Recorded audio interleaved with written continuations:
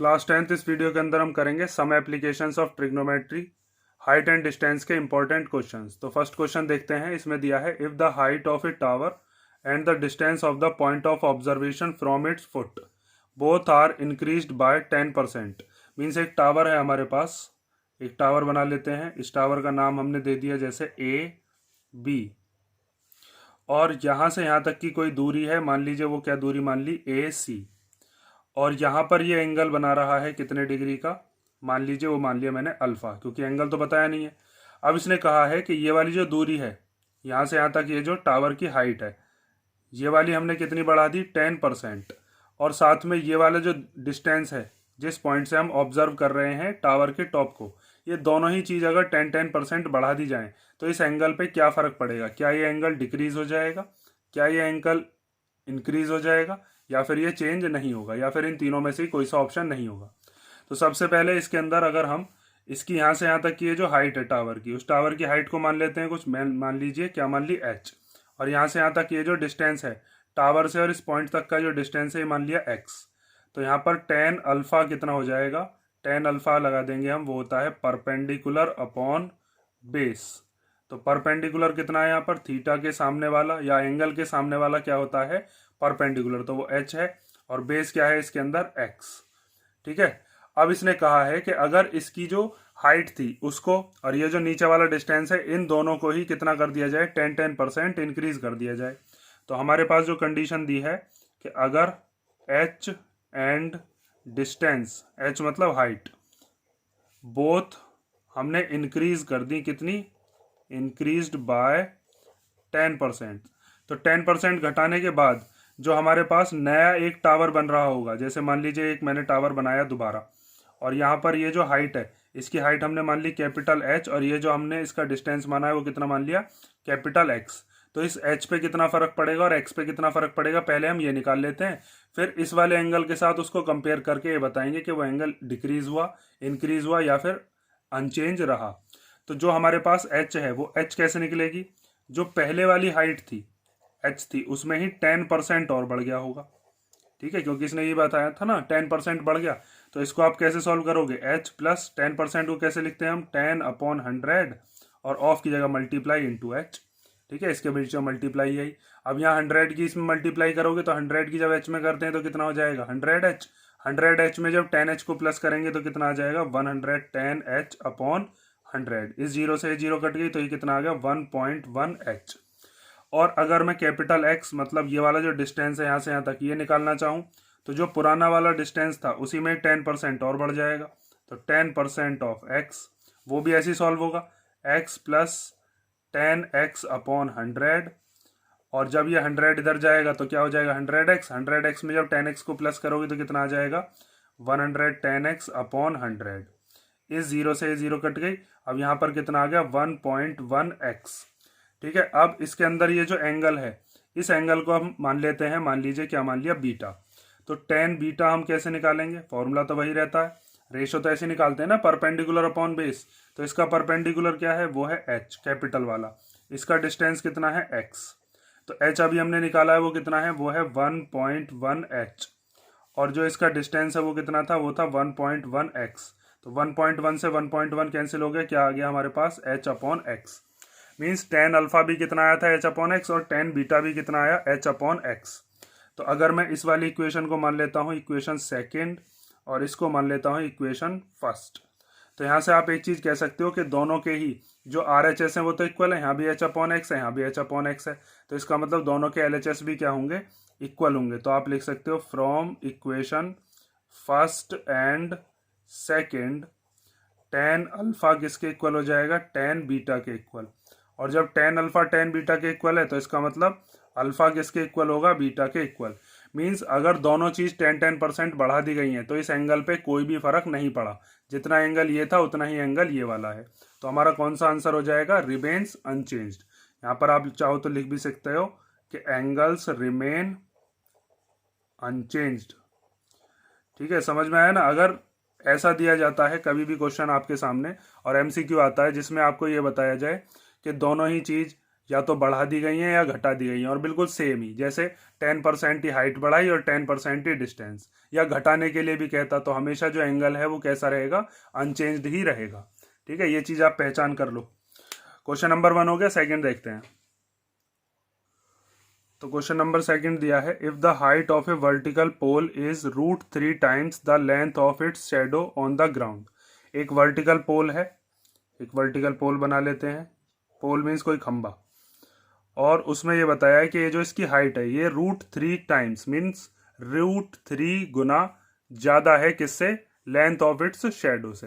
तो शेडो की जो लेंथ है, शेडो होगी ये, और ये वाला क्या हो जाएगा इसका, ये हो जाएगा इसका एंगल ऑफ एलिवेशन जो बना रहा होगा सन। तो यहाँ पर ये तो हो गई हमारी पे क्या, मान लीजिए ABC मैंने इसमें नाम दे दिया, तो यहाँ पर क्या हो जाएगी, ये तो हो गई शेडो या फिर लेंथ ऑफ शेडो, और इधर क्या हो जाएगी, ये हो जाएगी आपकी हाइट ऑफ पोल। तो इसने बताया है कि ये जो हाइट ऑफ पोल है ये √3 टाइम्स है। तो अगर मान लीजिए मैंने मान लिया कि लेंथ ऑफ शेडो कितनी है, x है, तो हाइट ऑफ पोल कितनी हो जाएगी, वो हो जाएगी √3x, क्योंकि √3 टाइम्स है। तो अब आपको ये थीटा बताना है कि ये जो एंगल ऑफ एलिवेशन है जो कि सन की परछाई से बन रहा होगा वो कितने का होगा, ये चीज हमें बतानी है। तो यहाँ पर आप सीधा सीधा क्या लगा दोगे, tan थीटा। तो tan थीटा क्या होता है, tan थीटा होता है परपेंडिकुलर अपॉन बेस। तो परपेंडिकुलर क्या है, यहाँ पर परपेंडिकुलर है BC, और बेस क्या है, बेस है AB, और दोनों ही चीज आपने मान रखी है।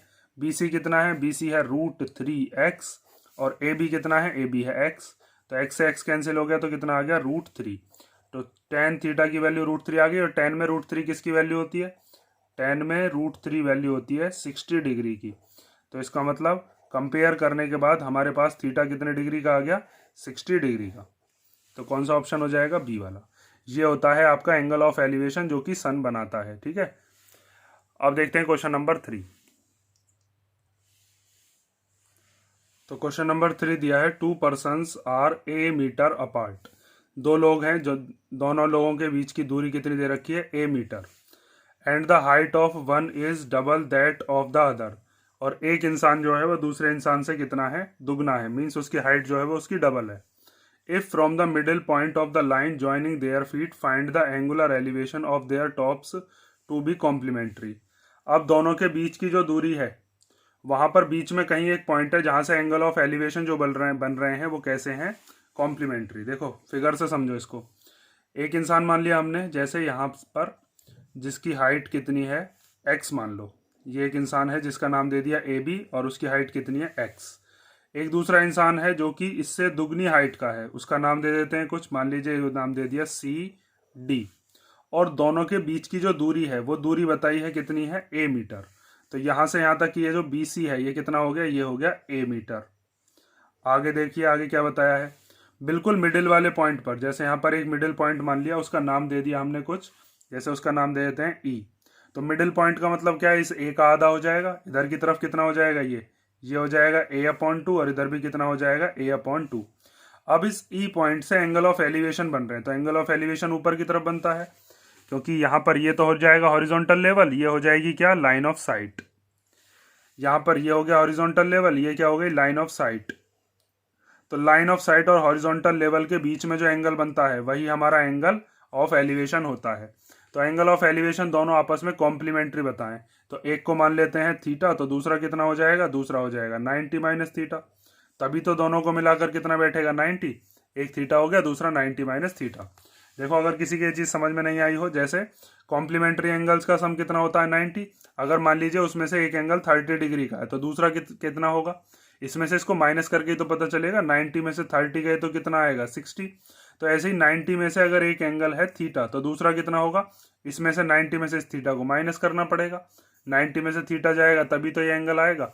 अब आप इन दोनों का सम करोगे तो 90 बैठेगा, थीटा से थीटा कट जाएगा ना। तो ये दोनों एंगल दे रखे कॉम्प्लीमेंट्री। उसके बाद पूछा क्या है, then the height of shorter person, means यहाँ से यहाँ तक ये जो हमें AB वाला जो डिस्टेंस है ये हमें फाइंड आउट करना है। और साथ में ये भी लिख लो, ये जो CD है ये इसका कितना है, डबल है, यहाँ पर बताया था। तो CD कितना हो जाएगा, CD हो गया 2x, यहाँ से यहाँ तक का। अब इसका सॉल्यूशन कैसे करेंगे, एक बार तो हम ट्रिग्नोमेट्रिक रेशियोज लगाएंगे इस वाले में, ABE में tan लगा देंगे tan थीटा, और एक बार लगाएंगे हम इस वाले में जिसका नाम है CDE, और वहां से हमारा फिर आंसर आ जाएगा। देखो अब तो पहले हम लगाते हैं इस वाले ट्राइंगल में ABE में। तो इन ट्राइंगल ABE यहाँ पर टेन थीटा कितना होगा, टेन थीटा होता है परपेंडिकुलर अपॉन बेस। तो थीटा के सामने परपेंडिकुलर क्या हो गया, AB, और बेस क्या हो गया यहाँ से यहाँ तक BE। ठीक है, तो AB की वैल्यू कितनी है, AB की वैल्यू हमें पता है यहाँ से यहाँ तक, वो हमने कितनी मान ली है x, और BE कितना मान लिया है A/2। अब ये जो A/2 है ये ऊपर जाकर कैसा हो जाएगा, रेसिप्रोकल, x तो ऐसे ही रहेगा, ये हो जाएगा A/2 का रेसिप्रोकल होकर 2/A। तो ये कितना आ गया हमारे पास 2x/A।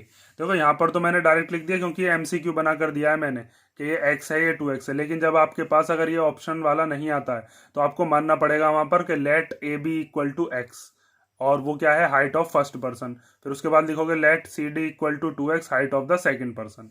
ठीक है, ऐसे लिख देना। उसके बाद दूसरा ट्राइंगल देखते हैं, देखो उसका नाम क्या है हमारे पास, DCE। तो इन ट्राइंगल DCE उसके अंदर क्या लेंगे, tan 90 minus theta, tan 90 minus theta. यहाँ पर इस एंगल के सामने वाला परपेंडिकुलर होता है ना, तो परपेंडिकुलर क्या है इसमें, CD, वो रख देते हैं। और बेस क्या है, बेस है यहाँ से यहाँ तक जिसका नाम कितना है CE या EC। तो CD कितना है, CD हमारे पास है 2x, और EC कितना है या CE कितना है, वो है A/2, और ये A/2 हो जाएगा रेसिप्रोकल, तो ये रेसिप्रोकल हो जाएगा 2/A। तो 2 की जब 2 में मल्टीप्लाई करोगे तो कितना हो जाएगा, ये हो जाएगा 4x/A। तो यहाँ से हमारे पास tan 90 माइनस थीटा की वैल्यू आ गई, tan 90 माइनस थीटा = 4x/A। अब इसमें एक चीज देखो, tan 90 माइनस थीटा को क्या लिख सकते हैं हम, tan 90 माइनस थीटा जो होता है ना वो cot थीटा होता है, तो आप इसको लिख सकते हो cot थीटा = में क्या आ जाएगा 4x/A। ठीक है, अब उसके बाद क्या करना है, इस वाली इक्वेशन को मान लो फर्स्ट जिसमें tan थीटा की वैल्यू निकाली है, और इसको मान लेते हैं इक्वेशन नंबर सेकंड। इसको मान लिया इक्वेशन नंबर सेकंड, और इसको क्या मान लिया, इक्वेशन नंबर फर्स्ट। अब हमें tan या cot की तो वैल्यू चाहिए नहीं, तो हम क्या करेंगे, दोनों इक्वेशंस को कर देंगे आपस में मल्टीप्लीकेशन। tan की कर देंगे cot में, क्योंकि tan और cot एक दूसरे के रेसिप्रोकल होते हैं, तो ये दोनों तो कट जाएंगे। और यहाँ पर 2x/A की मल्टीप्लाई 4x/A में हो जाएगी, वहां से हम x की वैल्यू फाइंड आउट कर सकते हैं जो कि हमें बतानी थी। तो देखो अब क्या करना है, यहाँ पर हम कर देते हैं tan थीटा की मल्टीप्लीकेशन cot थीटा में, और इक्वल टू में क्या हो जाएगा, tan थीटा की वैल्यू कितनी थी 2x/A, और उसके मल्टीप्लीकेशन में यह आ जाएगा 4x/A। तो tan थीटा और cot थीटा को आप एक दूसरे के रेसिप्रोकल होते हैं, या तो tan को 1/cot लिख लो, या फिर cot को 1/tan लिख लो, या फिर ये दोनों कट कर कितने हो गए 1। चलो एक स्टेप कर ही देते हैं, 1/tan थीटा, और यहाँ पर 2 4 जा कितना हो जाएगा 8x², और यहाँ पर a की जब a में करेंगे तो a², tan से tan कैंसिल हो गया, क्या बचा, बस 1 बचा। और इस a² को जब 1 की मल्टीप्लीकेशन में ले जाओगे तो ये हो जाएगा a² = 8x², और ये जो हमारे पास 8 है इसको डिवाइड में लिया हो तो ये हो जाएगा a²/8 = x²। स्क्वायर हटाएंगे तो इधर क्या चढ़ जाएगा, रूट। इधर कर देता हूं, अब अंडर रूट के अंदर आ गया a²/8 = में x। a² का जो a है वो बाहर आ जाए, क्योंकि स्क्वायर से रूट कैंसिल हो जाता है। नीचे 8 में से क्या क्या चीज बाहर आ जाएगी, देखो ऐसे लिख कर देख लो, या फिर a/a लिख दिया, और 8 को क्या लिख दिया 2 × 2 × 2 = x। तो एक a बाहर आ गया ऊपर वाले में से, और नीचे वाले में से इन दोनों में से एक 2 बाहर आ जाएगा, ये वाला √2 अंदर बेचारा ऐसे ही रह जाए क्योंकि इसका पेयर नहीं बन पाया। तो x की वैल्यू कितनी आ जाएगी, a/2√2। कौन सा ऑप्शन हो गया, option number D. Question number 4 देखते हैं। तो क्वेश्चन नंबर 4 दिया है, the angle of depression of a car parked on the road from the top of a 150 metre high tower is 30 degree. तो यहाँ पर इनको बताया है कि एक टावर है, उस टावर का नाम दे देते हैं AB, और इसकी हाइट कितनी बताई है 150 मीटर। इसके टॉप से एक कार को देखा जा रहा है जो कि रोड पर खड़ी हुई है। मान लीजिए ऐसे इस पॉइंट पर क्या है, कार खड़ी हुई है, C पॉइंट है कार, ठीक है, जहां पर खड़ी हुई है। अब यहां से एंगल ऑफ डिप्रेशन कैसे बनेगा, तो यहां पर जब कोई इंसान खड़ा हुआ होगा तो ये तो हो जाएगा उसका हॉरिजॉन्टल लेवल, ठीक है। जब वो यहां से देखेगा नीचे की तरफ तो ये क्या हो जाएगी, ये हो जाएगी उसकी लाइन ऑफ साइट। और मैंने आपको बता रखा है कि लाइन ऑफ साइट के और हॉरिजॉन्टल लेवल के बीच में जो एंगल बन रहा है वही हमारा क्या होता है, जो भी हमारा एंगल है। जैसे इस केस में क्या है, वो एंगल ऑफ डिप्रेशन है, क्योंकि एंगल ऑफ डिप्रेशन नीचे की तरफ बनता है, एंगल ऑफ एलिवेशन ऊपर की तरफ। अब इस ट्राइंगल को कंप्लीट कर लेते हैं। अब ये एंगल को हम यहाँ पर लेके आते हैं, क्योंकि जितना एंगल ये होगा उतना ही एंगल ये होगा, क्योंकि दोनों के दोनों आपस में कैसे हैं, ऑल्टरनेट इंटीरियर एंगल्स। तो ये एंगल भी कितना हो जाएगा, थीटा ही हो जाएगा। अब हमसे क्या पूछा है, the distance of the car from the tower. तो बताइए टावर से और कार का डिस्टेंस कितना है, मीन्स हमें यहाँ से यहाँ तक ये ए सी फाइंड आउट करके बतानी है। तो हमें पता है टेन थीटा कितना होता है, टेन थीटा होता है परपेंडिकुलर अपॉन बेस। बेस हमें बताना है, परपेंडिकुलर हमें दे रखा है, और थीटा भी हमें बता रखा है कितने डिग्री है, 30 डिग्री। थीटा कितना है, 30 डिग्री। ठीक है, एंगल ऑफ डिप्रेशन कितना बन रहा था यहाँ पर, 30 डिग्री का। तो अब देखो सीधा सिंपल, इसके अंदर इन ट्राइंगल ए बी सी के अंदर आप लगा दोगे टेन थीटा कितना होता है, परपेंडिकुलर की जगह पर लिख दो ए बी, और बेस की जगह पर लिख दो कितना, ए सी, जो कि हमें फाइंड आउट करना है। तो टेन थीटा कितना हो जाएगा, टेन 30 डिग्री। ए बी कितना है, यहाँ से यहाँ तक टावर की हाइट है 150, और ए सी हमें फाइंड आउट करना है। तो टेन 30 की वैल्यू कितनी होती है, 1/√3, और इक्वल टू में 150 अपॉन ए सी। ए सी को इधर भेज दो, इसको इधर भेज दो, तो हमारे पास ए सी की वैल्यू कितनी आ जाएगी, 150√3। ठीक है, ये आ गया हमारे पास यहाँ से यहाँ तक का जो डिस्टेंस है वो आ गया। तो कौन सा वाला ऑप्शन हो जाएगा आपका इसमें, ऑप्शन नंबर बी।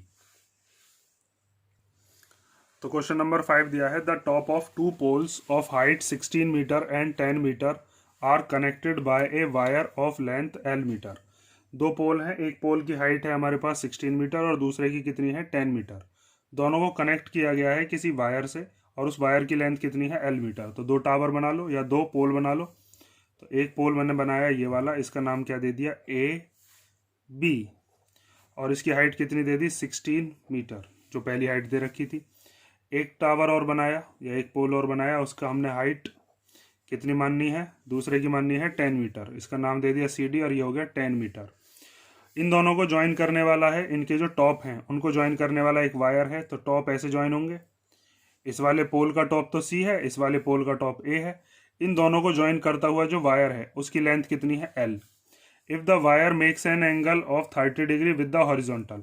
अब ये जो वायर है ये हॉरिजॉन्टल के साथ कितने डिग्री का एंगल बनाता है, 30 डिग्री का। तो हॉरिजॉन्टल लेवल कैसा होता है, हॉरिजॉन्टल लेवल ये हो जाएगा। तो ये वाला एंगल कितने डिग्री का बन रहा है, ये बताया इसने 30 डिग्री का। हमको बताना है कि एल कितना है, 26 है, 16 है, या फिर 12 या फिर 10। तो उसके लिए सबसे पहले तो बी डी को ही ज्वाइन कर लो। बी डी ज्वाइन कर ली। अब आपको क्या करना है, पहले यहाँ पर इस पॉइंट का नाम और दे देता हूँ, इसका नाम दे दिया मान लीजिए ऐसे ई। तो हम क्या काम करते हैं, हमें निकालनी है ये वाली जो साइड है ए सी। तो ए सी क्या होगी, इस वाले ट्राइंगल के लिए 90 डिग्री के सामने हाइपोटेनस होती है, हाइपोटेनस निकालनी है हमें। तो हाइपोटेनस निकालने के लिए मैं क्या कर सकता हूँ, देखो जितनी बी ई है उतनी सी डी होगी, अगर ये 10 है तो ये भी 10 होगी, जितनी दूरी ये है उतनी ये। तो मैं वहां से ए ई निकाल लूंगा, और जब ए ई निकल जाएगा तो मेरे पास क्या आ जाएगा, परपेंडिकुलर, और परपेंडिकुलर से मैं क्या निकाल पाऊंगा, हाइपोटेनस। परपेंडिकुलर और हाइपोटेनस का रिलेशन साइन में होता है। जब आप ये चीज पढ़ते हो ना, P B P upon H H B, Pandit Badri Prasad हर हर बोले, तो इसमें सबसे पहला जो होता है परपेंडिकुलर अपॉन हाइपोटेनस, ये साइन का ही तो होता है। तो यहाँ पर इसी तरीके से आप सॉल्व कर दोगे बस इसको। तो सबसे पहले आप लिखोगे कि बी ई और सी डी दोनों कैसी हैं, इक्वल हैं, दोनों की दोनों 10 मीटर की हो गई। यहाँ से यहाँ तक 10 मीटर, तो ये भी 10 मीटर। तो अब आप ए ई निकाल लो। ए ई कैसे निकालोगे, ये पूरा का पूरा यहाँ से यहाँ तक का जो हिस्सा है कितना है, 16। 16 में से ये 10 चला गया, तो ये ऊपर वाला हिस्सा कितना बचेगा, 6 का बचेगा। तो आप यहाँ पर लिख दोगे ए बी में से हमने क्या माइनस कर दिया, बी ई माइनस कर दिया, ए बी में से बी ई। तो ए बी कितना है 16, और बी कितना है वो अभी हमने निकाला था ऊपर 10। तो ये कितने का आ गया, 6 मीटर का। अब इस वाले ट्राइंगल के अंदर आप ट्रिग्नोमेट्री लगा दो, इन ट्राइंगल ए ई सी के अंदर। तो यहाँ पर आप साइन 30 डिग्री लगा सकते हो, जो कि कितना होता है, परपेंडिकुलर अपॉन हाइपोटेनियस। ठीक है, तो परपेंडिकुलर कितना है, परपेंडिकुलर हो गया हमारे पास ए ई, थीटा के सामने वाला परपेंडिकुलर होता है ना, तो ये हो गया ए ई। और 90 डिग्री के सामने वाली हाइपोटेनस होती है, तो हाइपोटेनस कौन सी हो गई, ए सी। अब साइन 30 की वैल्यू आपको पता ही होनी चाहिए, पता ही होगी, तो वो कितना हो गया, 1/2। तो ए ई कितना है, ए ई है 6 और ए सी कितना है यहाँ से यहाँ तक, वो है हमारे पास एल। एल की 1 में मल्टीप्लीकेशन करोगे तो कितना आ जाएगा, एल आ जाएगा, और 2 की मल्टीप्लाई 6 में कर दो तो 2 6 जा कितना हो जाएगा 12। तो एल की वैल्यू कितनी आ गई हमारे पास 12। ये जो वायर है कितना बड़ा है, 12 मीटर लंबा वायर है। क्वेश्चन नंबर 6 देखते हैं। तो क्वेश्चन नंबर 6 दिया है, the angle of elevation of a cloud from a point 60 metre above a lake is 30 degree. एक एंगल ऑफ एलिवेशन बन रहा है, और एंगल ऑफ एलिवेशन जब बन रहा है तो हम किस चीज को देख रहे हैं, किसी क्लाउड को, किसी बादल को देख रहे हैं, और वहां उसको देख कहाँ से रहे हैं, 60 मीटर अबव ए लेक। कोई एक लेक है, उस लेक के 60 मीटर ऊपर कोई पॉइंट है, वहां से हम उस बादल को देख रहे हैं जब, तब 30 डिग्री का एंगल बन रहा है। तो पहले एक लेक की सरफेस बना लेते हैं। जैसे ये हो गई आपके पास एक लेक की सरफेस, इसका नाम दे देते हैं जैसे, या लेक की सरफेस ही लिख लो यहाँ पर, ये क्या हो गई, लेक हो गई। इसके नीचे क्या है यहाँ पर, ये पानी होगा इधर, ठीक है। यहाँ पर ये मैंने क्या बना दिया, हल्का हल्का पानी बना दिया। अब आगे देखो, यहाँ लेक की सरफेस से कितना ऊपर, 60 मीटर ऊपर एक पॉइंट है। जैसे यहाँ पर एक पॉइंट मान लिया, इसका नाम क्या दे दिया, चलिए इसका नाम दे देते हैं ए, और इसका नाम क्या दे देते हैं बी। इस बी पॉइंट से हम बादल को देख रहे हैं। तो मान लीजिए यहाँ पर कहीं क्या है, एक क्लाउड है। उस क्लाउड को जब आप देख रहे हो तो वो कितने डिग्री का एंगल बन रहा है, 30 डिग्री का। 30 डिग्री का एंगल कैसे बनेगा, पहले आपको यहाँ पर हॉरिजॉन्टल लेवल बनाना पड़ेगा। ये क्या हो जाएगा, ये हो गया हॉरिजॉन्टल लेवल, यहाँ से लेकर यहाँ तक। इसका नाम दे देते हैं कुछ, जैसे यहाँ पर इस पॉइंट का नाम दे दिया मैंने सी, इस वाले पॉइंट का नाम क्या देता हूँ डी। तो यहाँ पर ये कितने डिग्री का एंगल बन रहा है, ये बन रहा है 30 डिग्री का एंगल, ठीक है। तो अब यहाँ से यहाँ तक ये जो सी डी वाली दूरी होगी, ये भी कितनी होगी, ए बी के इक्वल होगी। ये भी कितनी हो जाएगी, ये भी हो गई 60 मीटर की दूरी। उसके बाद ये जो क्लाउड्स हैं, इस क्लाउड से और यहाँ तक की जो दूरी है, जैसे यहाँ पर इस वाले पॉइंट को मान लेता हूँ मैं ई पॉइंट, तो यहाँ से यहाँ तक की जो दूरी है, इसको मान लिया कितना एच। ये जो डी ई है, डी ई कितना मान लिया गया है, ये मान लिया एच। और सी डी जो है वो किसके इक्वल है, सी डी ए बी के इक्वल है। दोनों के दोनों कितने के हो जाएंगे, 60 मीटर के। तो पूरी की पूरी सी ई कितने की हो जाएगी, यहाँ से यहाँ तक सी ई हो जाएगी 60 प्लस एच, ठीक है, यहाँ से यहाँ तक। अब आगे देखो, उसके बाद इसने कहा है the angle of depression of the reflection of the cloud in the lake. अब ये जो क्लाउड यहाँ पर बन रहा है, ठीक है, क्लाउड ये वाला मान लेना ताकि ये सीधी लाइन में तो भी बने। ये जो क्लाउड है, इस क्लाउड का रिफ्लेक्शन पड़ रहा होगा यहाँ कहीं लेक के अंदर, तो वहां पर 60 डिग्री का एंगल बन रहा है जब इस वाले पॉइंट से हम देख रहे हैं। तो यहां से जब ऊपर की तरफ देखेंगे तो ऊपर की तरफ देखने के लिए कैसा एंगल बनता है, ऊपर के लिए बनता है एलिवेशन का एंगल, और नीचे देखने के लिए जब आप गर्दन झुकाओगे तो वहां पर कैसा एंगल बनेगा, वहां पर डिप्रेशन का एंगल बनेगा। तो वहां पर आपको एक चीज याद रखनी है कि देखो, अगर जैसे अगर कोई एक इंसान है और वो कहीं मिरर के सामने खड़ा हुआ है, तो मिरर से अगर मान लीजिए वो यहाँ से यहाँ तक की उसकी दूरी 10 मीटर है, तो उसका जो रिफ्लेक्शन, जो उसकी इमेज बनेगी, वो भी शीशे के अंदर कितनी दूर बनेगी, 10 मीटर दूर ही बनेगी। इसी तरीके का हिसाब किताब होता है जो वाटर होता है। वाटर को भी यहाँ पर आप क्या मानोगे, एक तरीके की मिरर इमेज ही से बनेगी। तो अगर यहाँ से यहाँ तक ये ऊपर की तरफ क्लाउड कितना ऊंचा है, 60 प्लस एच, तो इसकी जो वो बनेगी इमेज, जो इसका रिफ्लेक्शन पड़ रहा होगा, वो भी कितना नीचे आएगा, 60 प्लस एच। तो यहाँ पर जैसे क्या आ गया, यहाँ पर आ गया क्लाउड का रिफ्लेक्शन। तो ये यहाँ से लेकर और यहाँ तक की जो दूरी है, जैसे ये दूरी बना दी मैंने सी एफ, तो ये जो सी एफ वाली दूरी है ना, ये भी सी ई के इक्वल ही होगी। यहाँ से यहाँ तक भी ये कितना बैठेगा, ये बैठेगा 60 प्लस एच, ठीक है। ये चीज ध्यान से समझ लो। उसके बाद इसने बताया है कि यहाँ से इस वाले पॉइंट से जब इस क्लाउड के रिफ्लेक्शन को देखा गया, तो ये वाला कितने डिग्री का एंगल बन रहा था, ये वाला बन रहा था 60 डिग्री का एंगल, ठीक है। इतनी चीज समझ गए। अब हमें क्या करना है, हाइट ऑफ द क्लाउड बतानी है। मींस यहां से लेकर यहां तक ये जो लेक की सरफेस है, इस लेक की सरफेस से और क्लाउड कितने ऊपर है, ये चीज हमें बतानी है। तो इसके अंदर हम क्या क्या चीज करने वाले हैं उसको ध्यान से समझ लो। इसके अंदर हम क्या करेंगे, एक तो ट्राइंगल लेंगे ये वाला, जिसका नाम क्या है, डी बी ई, ये वाला जो ट्राइंगल है, वहां से हम बी डी की वैल्यू निकालेंगे। देखो बी डी वाली जो साइड है ये इस वाले ट्राइंगल में भी आ जाएगी, और फिर हम लगाएंगे ट्रिग्नोमेट्री कौन से वाले ट्राइंगल में, इसमें बी डी एफ में, वहां पर भी बी डी आ जाएगी। फिर दोनों इक्वेशंस को इक्वेट कर देंगे। तो हमें सबसे पहले कौन सा ट्राइंगल ले रहे हैं हम, बी डी ई, और इसके अंदर हम लगाएंगे tan 30 डिग्री, और tan के सामने यहाँ पर क्या होता है, एंगल के सामने परपेंडिकुलर होता है, तो परपेंडिकुलर कितना हो गया, परपेंडिकुलर हो गया DE, और बेस क्या हो गया, बेस हो गया इसका यहाँ से यहाँ तक कितना, BD। हमारे पास tan30 की वैल्यू हमें पता होती है, वो कितनी होती है 1/√3, और DE जो है वो कितना है यहाँ से यहाँ तक, DE हमने मान रखा है H, और अपॉन में क्या आ जाएगा BD। इस BD को इधर भेज दो, √3 को इधर भेज दो, तो BD की वैल्यू कितनी आ जाएगी, H√3, और इसको आप मान लोगे इक्वेशन नंबर फर्स्ट, और फिर चलोगे किधर, सेकेंड इक्वेशन बनाने के लिए सेकेंड वाले ट्राइंगल पर। तो उस वाले ट्राइंगल का नाम क्या है, BDF। तो यहाँ पर बना लेते हैं हम इन ट्राइंगल BDF। तो इसके अंदर क्या लगाएंगे, इसके अंदर लगाएंगे tan60 डिग्री, और tan60 डिग्री जब आप लगाओगे तो थीटा के सामने कौन सी वाली साइड बैठेगी, ये वाली, यहाँ से यहाँ तक, जिसका नाम क्या है DC प्लस CF। DC हमें पता है और CF भी पता है, तो यहाँ पर आप लिख सकते हो DC प्लस CF। पहले आप चाहो तो DF लिख लेना, फिर उसके टुकड़े करके लिखोगे DC प्लस CF, तब भी लिखना ही पड़ेगा। और अपॉन में क्या आ जाएगा, यहाँ पर अपॉन में आ जाएगा BD, तो यहाँ पर हमने लिख दिया BD। ठीक है, अब आगे देखो, tan60 की वैल्यू कितनी होती है, tan60 होता है √3, DC हमें पता है, यहाँ से यहाँ तक कितना है 60, उसे रख दो। उसके बाद CF यहाँ से यहाँ तक वो कितना है, वो है 60 प्लस H, वो रख दो 60 प्लस H, और अपॉन में क्या आ गया BD। अब इस BD को इधर ले जाओ, BD की मल्टीप्लीकेशन इसमें हो जाएगी, तो ये हो जाएगा BD√3 इक्वल टू 60, और 60 कितने हो गए 120 प्लस H। अब यहाँ पर हम सेकेंड इक्वेशन लिख देंगे, और फिर यहाँ पर BD की जो वैल्यू है उसकी BD की वैल्यू हम रख देंगे H√3, और हमारी इक्वेशन सॉल्व हो जाएगी। ये हो गई इक्वेशन नंबर सेकेंड।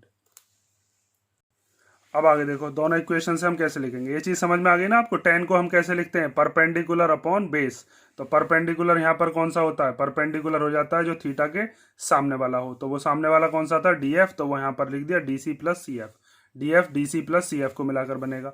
और बेस क्या हो गया, बेस हो गया ये वाला जो एंगल के एडजेसेंट होता है, यहाँ पर भी 90 डिग्री एंगल बन रहा था। आगे देखो, चलो अब हम पुट कर रहे हैं BD equal to H√3 in equation second.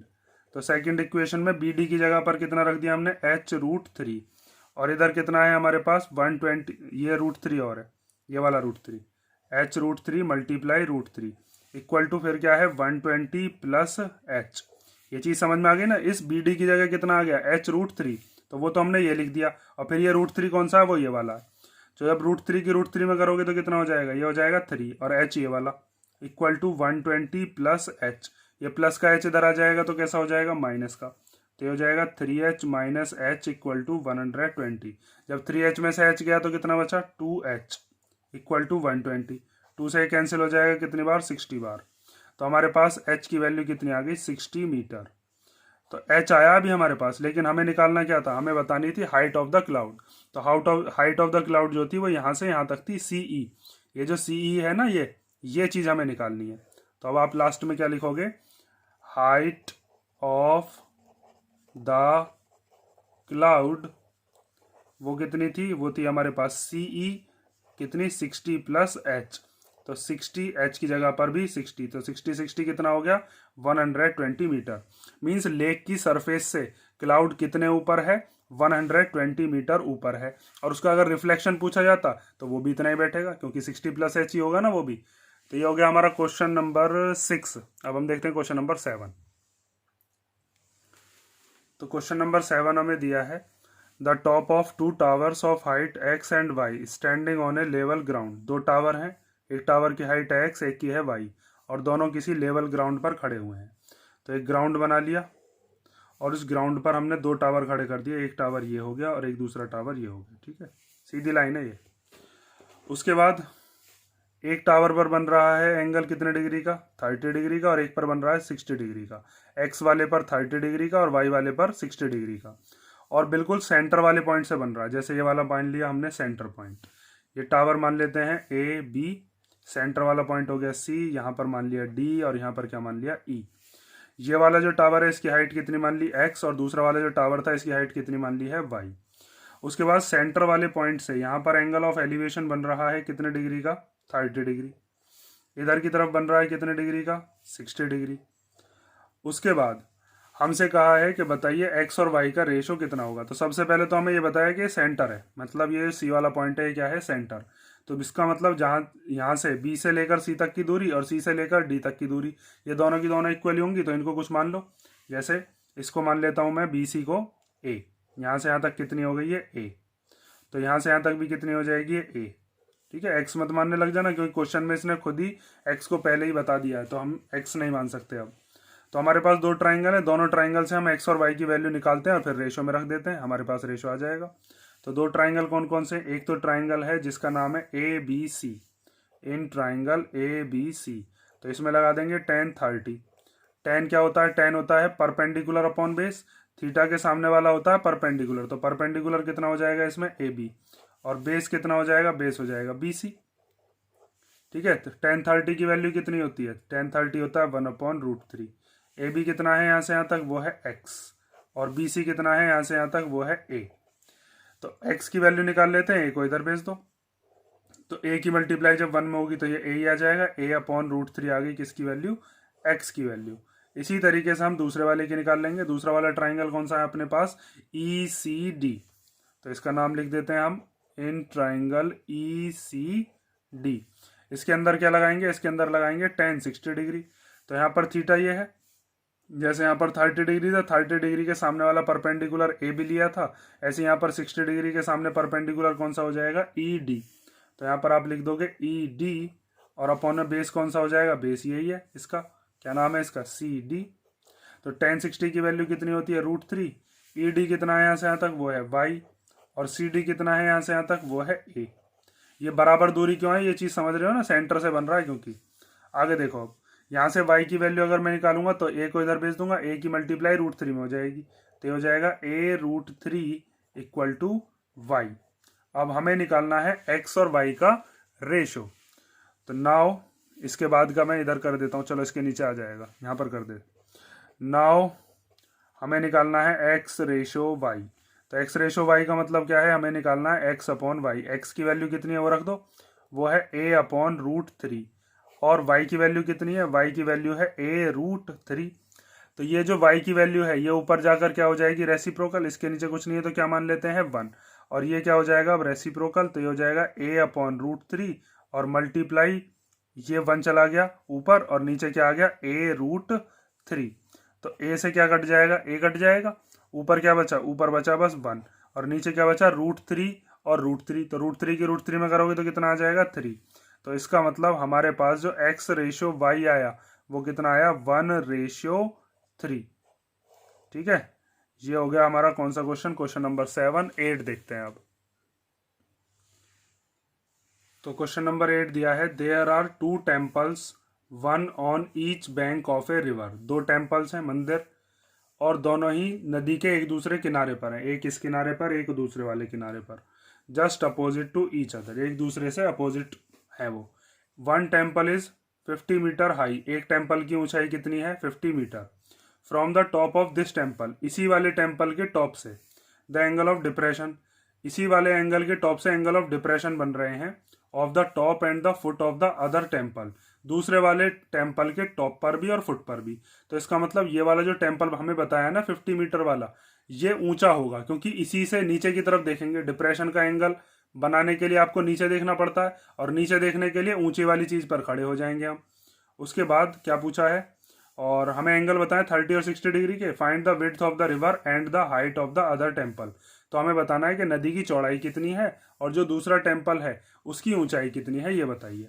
तो पहला वाला जो टेम्पल है जो कि 50 मीटर का दे रखा है वो हम मान लेते हैं, उसका नाम दे दिया मैंने ए बी, और ये कितना है, ये मान लिया 50 मीटर।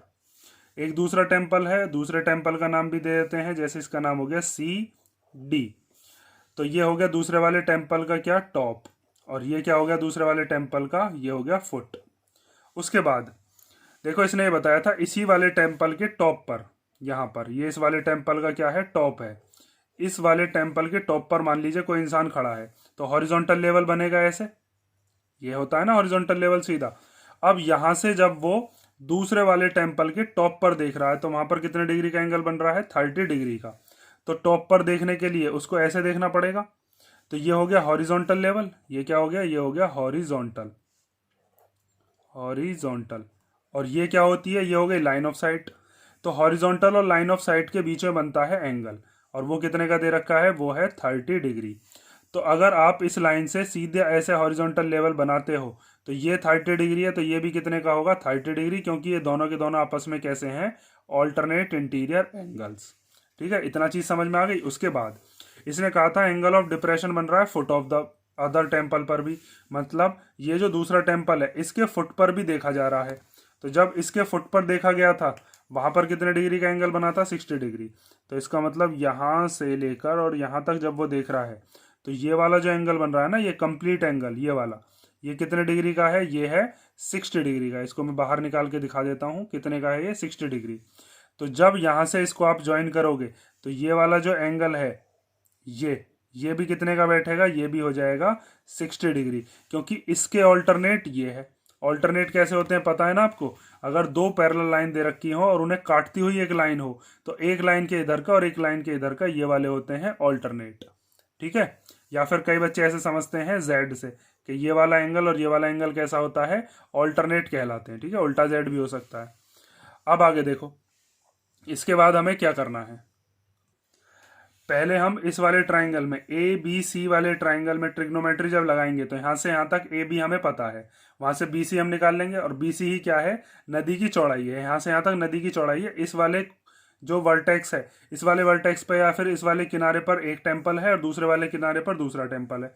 तो यहां से बी सी जब हम निकालेंगे तो क्या आ जाएगी, विड्थ ऑफ द रिवर। उसके बाद हम क्या करेंगे, देखो जितनी बी सी है उतनी ये वाली होगी। जैसे अगर मान लीजिए यहाँ पर एक पॉइंट मान लिया ई, तो जितनी बी सी है उतनी ई डी होगी।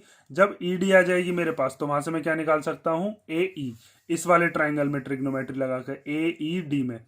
उसके बाद जब ए ई आ जाएगी और हमारे पास ए बी पहले से ही है, तो पूरे ए बी में से जब आप ए ई माइनस कर दोगे तो क्या आ जाएगी, वहां से आ जाएगी बी ई, और जितनी बी ई है उतनी क्या होगी, सी डी होगी, और सी डी ही क्या है, दूसरा वाला टेम्पल है। समझ गए ना। अब हम देखते हैं इसको करना कैसे है। तो सबसे पहले हमारे पास जो ट्राइंगल मैंने बताया कौन सा लेना है, ए बी सी। तो हम लिखते हैं, ये जो जो चीज हमने मानी है ना वो चीज आप लिख कर दिखा सकते हो, वैसे डायरेक्ट कर देता हूं मैं तो, क्योंकि उसमें टाइम वेस्ट ही होगा। आप और ये जो फिगर है इस फिगर को भी स्केल से बना कर आना वहां पर, ऐसे नहीं डायरेक्ट कभी बना दो वहां पर। तो एक ट्राइंगल ले लेते हैं, ट्राइंगल ए बी सी। तो ए बी सी वाले ट्राइंगल में ये वाला एंगल है tan 60 डिग्री। tan क्यों ले रहे हैं, क्योंकि इसके सामने वाला परपेंडिकुलर पता है और बेस हमें निकालना है। tan क्या होता है, परपेंडिकुलर अपॉन बेस। तो थीटा के सामने परपेंडिकुलर क्या है, ए बी, और बेस क्या है, बेस है यहाँ से यहाँ तक, वो कितना है, बी सी। तो tan 60 की वैल्यू आपको पता ही है कितनी होती है, tan 60 होता है √3। ए बी कितना है, ये जो पहला वाला टेम्पल है दे रखा था 50 मीटर का, उसको रख देते हैं, और बी सी जो है वो हमें निकालनी है, जो कि विड्थ ऑफ द रिवर है। इस बी सी को इधर भेज दो, √3 को इधर ले आओ, तो बी सी इक्वल टू कितना हो जाएगा, 50 अपॉन √3। ठीक है, इसको यहीं पर भी छोड़ सकते हैं, या फिर इसको हम जब भी डिनोमिनेटर में रूट आ जाए तो इसको क्या करना पड़ता है, रेशनलाइज। तो रेशनलाइज करने के लिए जो भी नीचे दे रखा होता है रूट, उसी की मल्टीप्लीकेशन ऊपर नीचे कर देते हैं। तो 50 की जब √3 में मल्टीप्लाई करोगे तो कितना आ जाएगा, ये आ जाएगा 50 √3, और √3 की √3 में करेंगे तो कितना आ जाएगा, 3। अब √3 की वैल्यू रख लो, √3 की वैल्यू आपको पता ही होगी, √3 और √2 की तो याद ही होनी चाहिए। √3 की होती है 1.73 और √2 की होती है 1.41। तो यहाँ पर √3 की वैल्यू हम रख देते हैं 1.73, अपॉन में कितना है, 3। यहाँ से पॉइंट हटाकर नीचे मैंने 2 जीरो ले लिए, 2 से पहले पॉइंट था ना। अब इस 50 से ये 100 कट गया कितने बार, 2 बार। तो बी सी की वैल्यू कितनी आ जाएगी, बी सी आ जाएगा 173 अपॉन 3 2 जा 6। इसको यहीं पर छोड़ दो, या फिर इसको पॉइंट में सॉल्व करके क्या आता है वो मैं लिख देता हूं। तो इसको डिवाइड करके आया 28.83।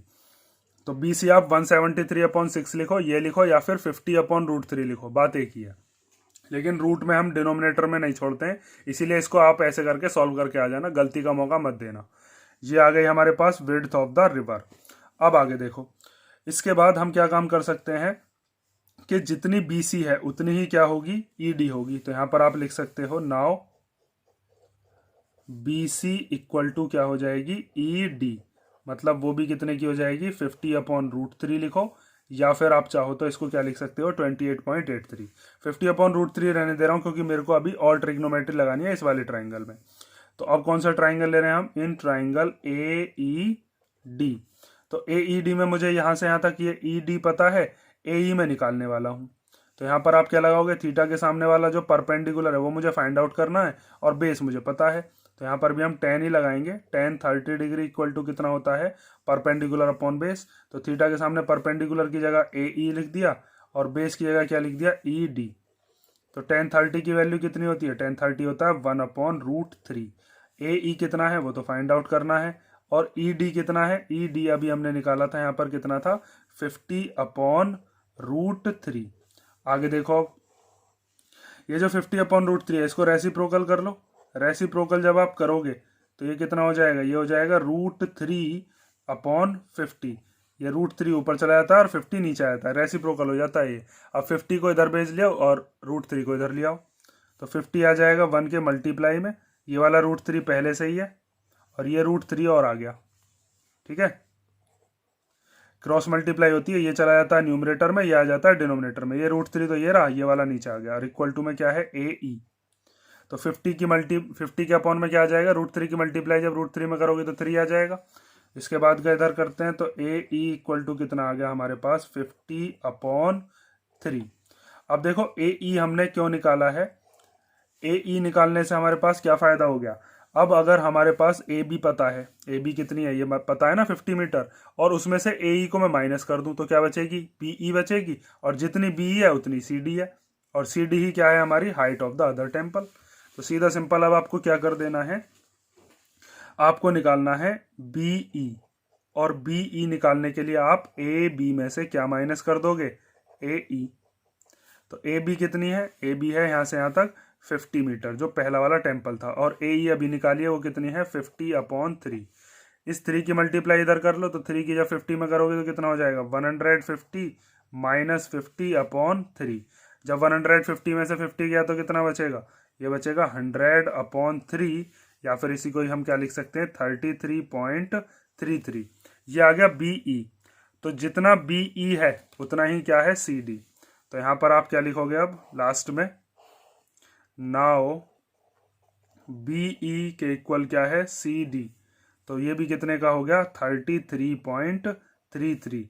तो therefore height of the temple, दूसरा वाला जो टेम्पल है उसकी हाइट कितनी हो गई, 33.33 या 33 मीटर, ठीक है।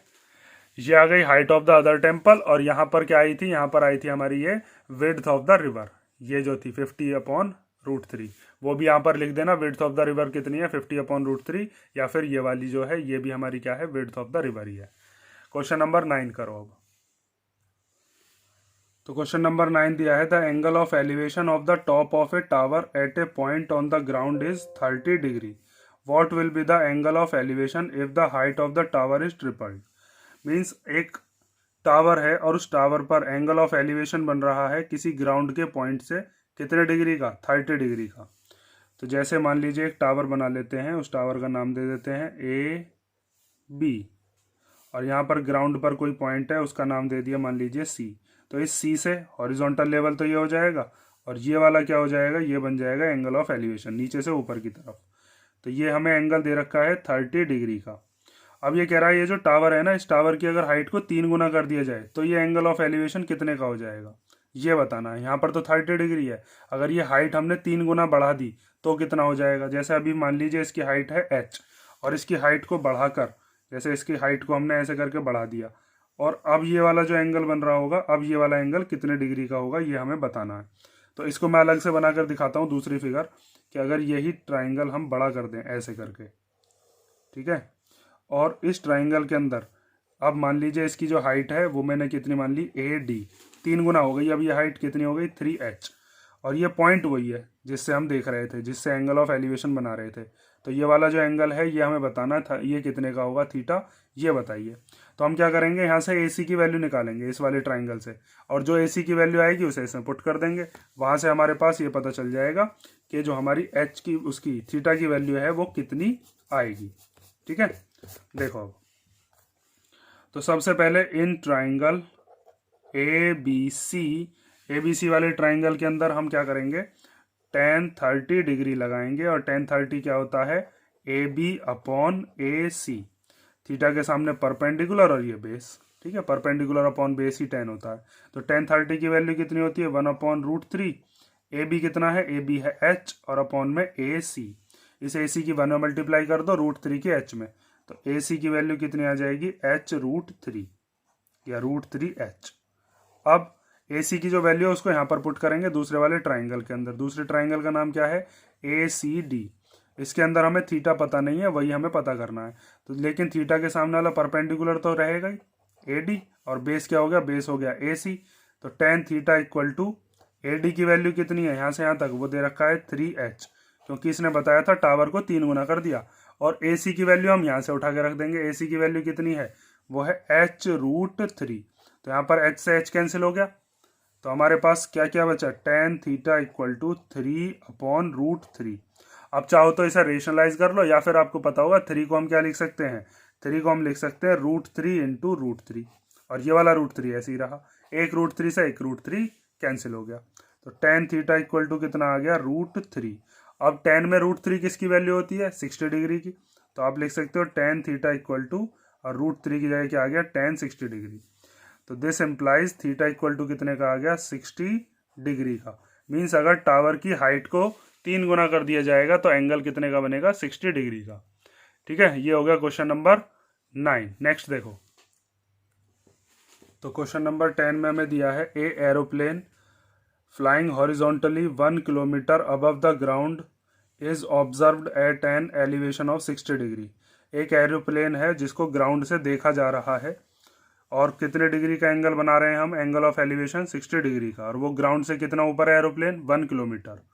आफ्टर 10 सेकेंड, 10 सेकेंड के बाद जो एंगल ऑफ एलिवेशन है वो कितना हो जाता है 30 डिग्री, और हमें बतानी है कि एरोप्लेन की जो स्पीड है वो बताइए कितनी है किलोमीटर पर आवर में। तो पहले हम क्या करते हैं, एक पॉइंट मान लेते हैं ग्राउंड पर। जैसे ये पॉइंट मान लिया, और इसका नाम क्या दे दिया, चलिए P, और ये क्या हो जाएगा, ये हो जाएगा हॉरिजॉन्टल, जो कि ग्राउंड का लेवल है। अब यहाँ से खड़े हुए हम एंगल ऑफ एलिवेशन बना रहे होंगे, लाइन ऑफ साइट हो जाएगी ये, और मान लिया हमने यहाँ पर कहीं पर क्या है एक एरोप्लेन है, एरोप्लेन को हमने ए से डिनोट कर दिया। ठीक है, तो ये हॉरिजॉन्टल हो गया, ये लाइन ऑफ साइट हो गई। तो यहाँ पर कितने डिग्री का एंगल बन रहा था जब हम देख रहे थे उसको 60 डिग्री का, और ये ग्राउंड से कितना ऊपर है एरोप्लेन, ये भी हमें बता दिया, ग्राउंड से है ये 1 किलोमीटर ऊपर। उसके बाद इसने कहा कि 10 सेकंड के बाद, तो 10 सेकंड में एरोप्लेन चलता हुआ इधर की तरफ आ गया मान लीजिए, तो यहाँ पर टाइम दे दिया हमें कितना 10 सेकंड। 10 सेकंड के बाद हमने माना कि वो जिस पोजीशन पे आया उस पोजीशन का नाम क्या है B।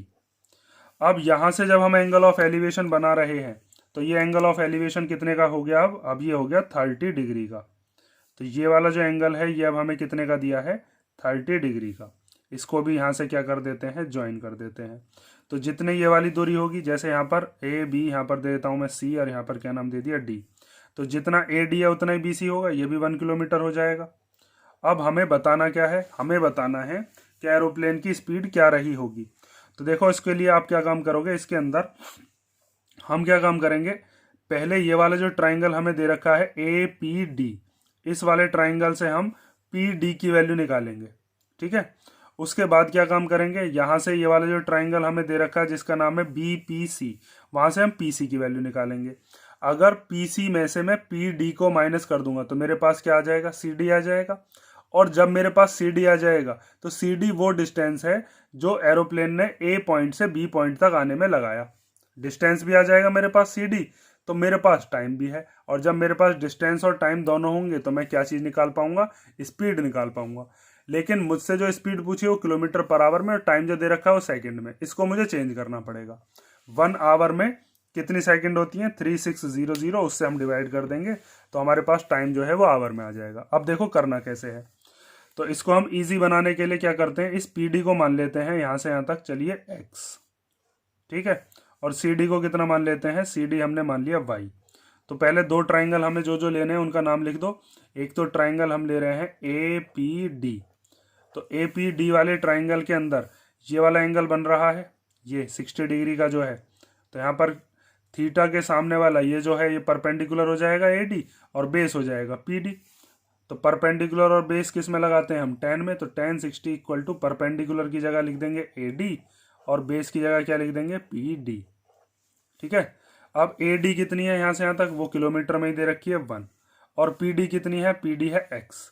tan 60 की वैल्यू आपको पता ही है, वो होती है √3 इक्वल टू 1/x। x को इधर भेज दो, √3 को इधर ले आओ, तो x इक्वल टू कितना आ जाएगा, 1/√3। इसकी ज़रूरत अभी हमें जब पड़ेगी, जब हम इसको ले लेंगे दोबारा। अब हम दूसरे ट्राइंगल के पास चलते हैं। दूसरा ट्राइंगल है BPC। तो इन ट्राइंगल BPC, इसके अंदर ये वाला एंगल कितने का है, ये है 30 डिग्री का। तो यहाँ पर आप लगाओगे tan 30। अब 30 डिग्री के सामने परपेंडिकुलर कौन सा बैठेगा, BC। और इस वाले ट्राइंगल का बेस क्या है, यहाँ से यहाँ तक ये पूरा का पूरा PC। तो tan 30 की वैल्यू कितनी होती है, वो होती है 1/√3।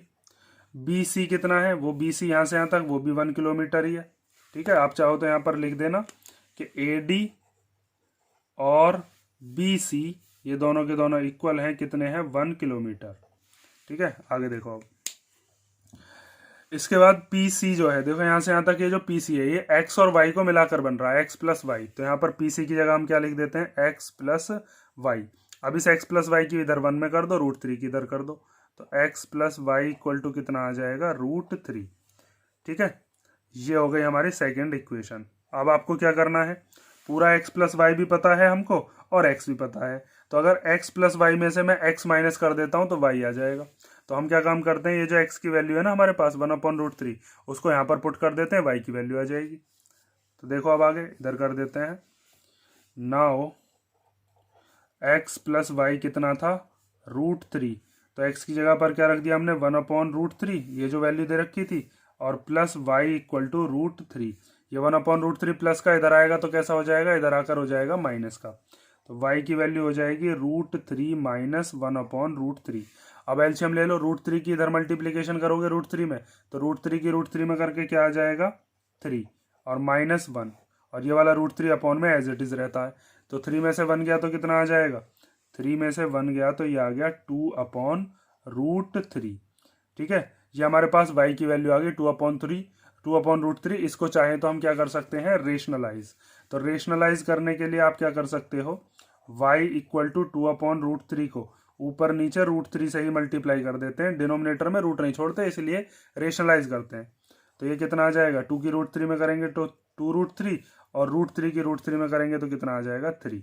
तो इसका मतलब यहाँ से यहाँ तक का जो डिस्टेंस है, एरोप्लेन ने 10 सेकंड के अंदर कितना डिस्टेंस कवर किया है, 2√3/3 किलोमीटर। अब हमारे पास डिस्टेंस भी है, टाइम भी दे रखा है हमें 10 सेकंड। तो अब हम क्या करेंगे, अब हम निकाल देंगे स्पीड। उससे पहले लेकिन आपको क्या करना पड़ेगा, इसके अंदर जो हमें टाइम दे रखा है ना, उसको चेंज कर लो। हमें दे रखा था टाइम 10 सेकंड, तो 1 घंटे में कितनी सेकंड होती हैं, 3600। तो सेकंड को आवर में चेंज करने के लिए 3600 से क्या कर देंगे, हम डिवाइड कर देंगे। 0 से 0 कट गया तो क्या आ गया, 1/360 आवर। ठीक है। अब यहाँ पर निकाल देते हैं हम लास्ट में स्पीड। तो स्पीड का फॉर्मूला आप जानते ही हो, छोटी क्लासेस से पढ़ चुके हैं, फिजिक्स में ही पढ़ा होगा। वो होता है डिस्टेंस अपॉन टाइम। तो डिस्टेंस कितना है, डिस्टेंस अभी मैंने बताया 2√3/3, तो वो रख दो 2√3/3। और टाइम कितना है, टाइम है हमारे पास 1/360, तो 1/360। ये नीचे वाली जो डिजिट है रेसिप्रोकल हो जाएगी, तो ये हो जाएगा 2√3/3 मल्टीप्लाई 360/1। 3 से कैंसिल हो जाएगा, 120 टाइम। तो 120 की 2 में मल्टीप्लाई हो सकती है तो रूट में, तो 120 की जब 2 में करेंगे तो कितना आ जाएगा, 240√3। इसको यहीं पर ही आप छोड़कर आ सकते हो, या फिर इससे आगे अगर आपको सॉल्व करना है तो √3 की वैल्यू आपको पता होनी चाहिए, वो होती है 1.732। तो 240 की मल्टीप्लाई 1.732 में हम कर देंगे, और मल्टीप्लाई करके क्या आता है वो मैं यहाँ पर लिखे देता हूँ। इनकी मल्टीप्लाई करके आया, इधर लिखे देता हूँ। ठीक है। इसके आगे लिख देना, स्पेस नहीं है, यहाँ पर लिखे देता हूँ। इसकी मल्टीप्लाई करके आया 415.68 किलोमीटर पर आवर। ठीक है। ये हो गया क्वेश्चन नंबर 10। 11 देखो। चलो अब क्वेश्चन नंबर 11 में दिया है, a man in A boat rowing away from a lighthouse 100 meter high. Take 2 minutes to change the angle of elevation of the top of the lighthouse from 60 degree to 30 degree. एक आदमी है किसी boat में और वो rowing करते हुए light house से दूर जा रहा है, और लाइट हाउस जो है उसकी हाइट कितनी दे रखी है 100 मीटर, और उसको 2 मिनट के बाद वो देखता है कि जो उसका एंगल ऑफ एलिवेशन पहले 60 डिग्री था वो चेंज होकर कितना हो गया 30 डिग्री। हमें बतानी है कि स्पीड ऑफ बोट कितनी होगी मीटर पर मिनट में। तो सबसे पहले क्या है, लाइट हाउस बताया, उसकी हाइट भी बताइए। तो पहले एक लाइट हाउस बना लेते हैं। ये लाइट हाउस हो गया और इसका नाम हमने दे दिया AB, और ये कितना होता है, ये दे दिया इसने 100 मीटर। उसके बाद एक इंसान है बोट में, मान लीजिए वो इस जगह पर है, ये पॉइंट मान लिया क्या C, और 2 मिनट के बाद वो पहुंच जाता है यहाँ पर। यहाँ से यहाँ तक आने में उसको कितना टाइम लगता है, टाइम हमें बता दिया है, टाइम लगता है 2 मिनट। ठीक है, जब वो यहाँ से एंगल ऑफ एलिवेशन बना रहा था तो हॉरिजॉन्टल तो ये हो जाएगा ऐसे करके, हॉरिजॉन्टल ये हो गया तो ये हो जाएगी उसकी लाइन ऑफ साइट। जब वो यहाँ से ये एंगल बना रहा था तो ये वाला जो एंगल है ये कितने डिग्री का बन रहा था, 60 डिग्री का।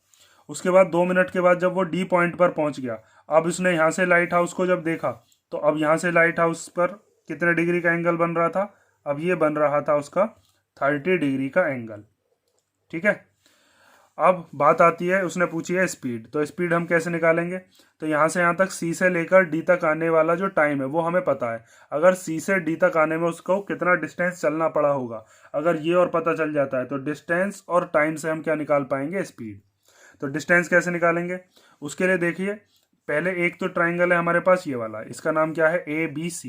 तो ABC वाले ट्राइंगल में से मैं AC निकाल दूंगा, और ये जो बड़ा वाला ट्राइंगल है जिसका नाम क्या है ABD, वहां से मैं AD निकाल दूंगा। तो अगर पूरी AD में से AC को मैं माइनस करूंगा तो क्या बचेगा, CD। छोटे वाले ट्राइंगल से AC निकाल लेंगे, बड़े वाले ट्राइंगल से AD निकाल लेंगे, और फिर AD में से AC को क्या कर देंगे, माइनस। ठीक है, और ट्राइंगल कौन कौन से लेते हैं, हमेशा राइट ट्राइंगल लेते हैं, ये चीज याद रखना। और डिस्टेंस इस 2, इसको 2 मिनट मत मान लेना, ये तो टाइम है। कभी CD इक्वल टू 2 रख दो और फिर कर दो उस क्वेश्चन को, वो चीज गलत हो जाएगी। तो सबसे पहले हम 2 ट्राइंगल लेते हैं। एक तो ट्राइंगल है हमारे पास इन ट्राइंगल ACB, तो ACB वाले ट्राइंगल में हम क्या लगाएंगे, tan 60 डिग्री। तो tan क्या होता है, परपेंडिकुलर अपॉन बेस, तो परपेंडिकुलर तो यही हो जाएगा कितना, AB, और बेस क्या हो जाएगा, बेस हो गया यहाँ से यहाँ तक AC, तो यहाँ पर हमने रख दिया AC। तो AB कितना है, AB है 100, और AC कितना है, AC हमें पता ही नहीं है, AC को ऐसे ही लिख लिया।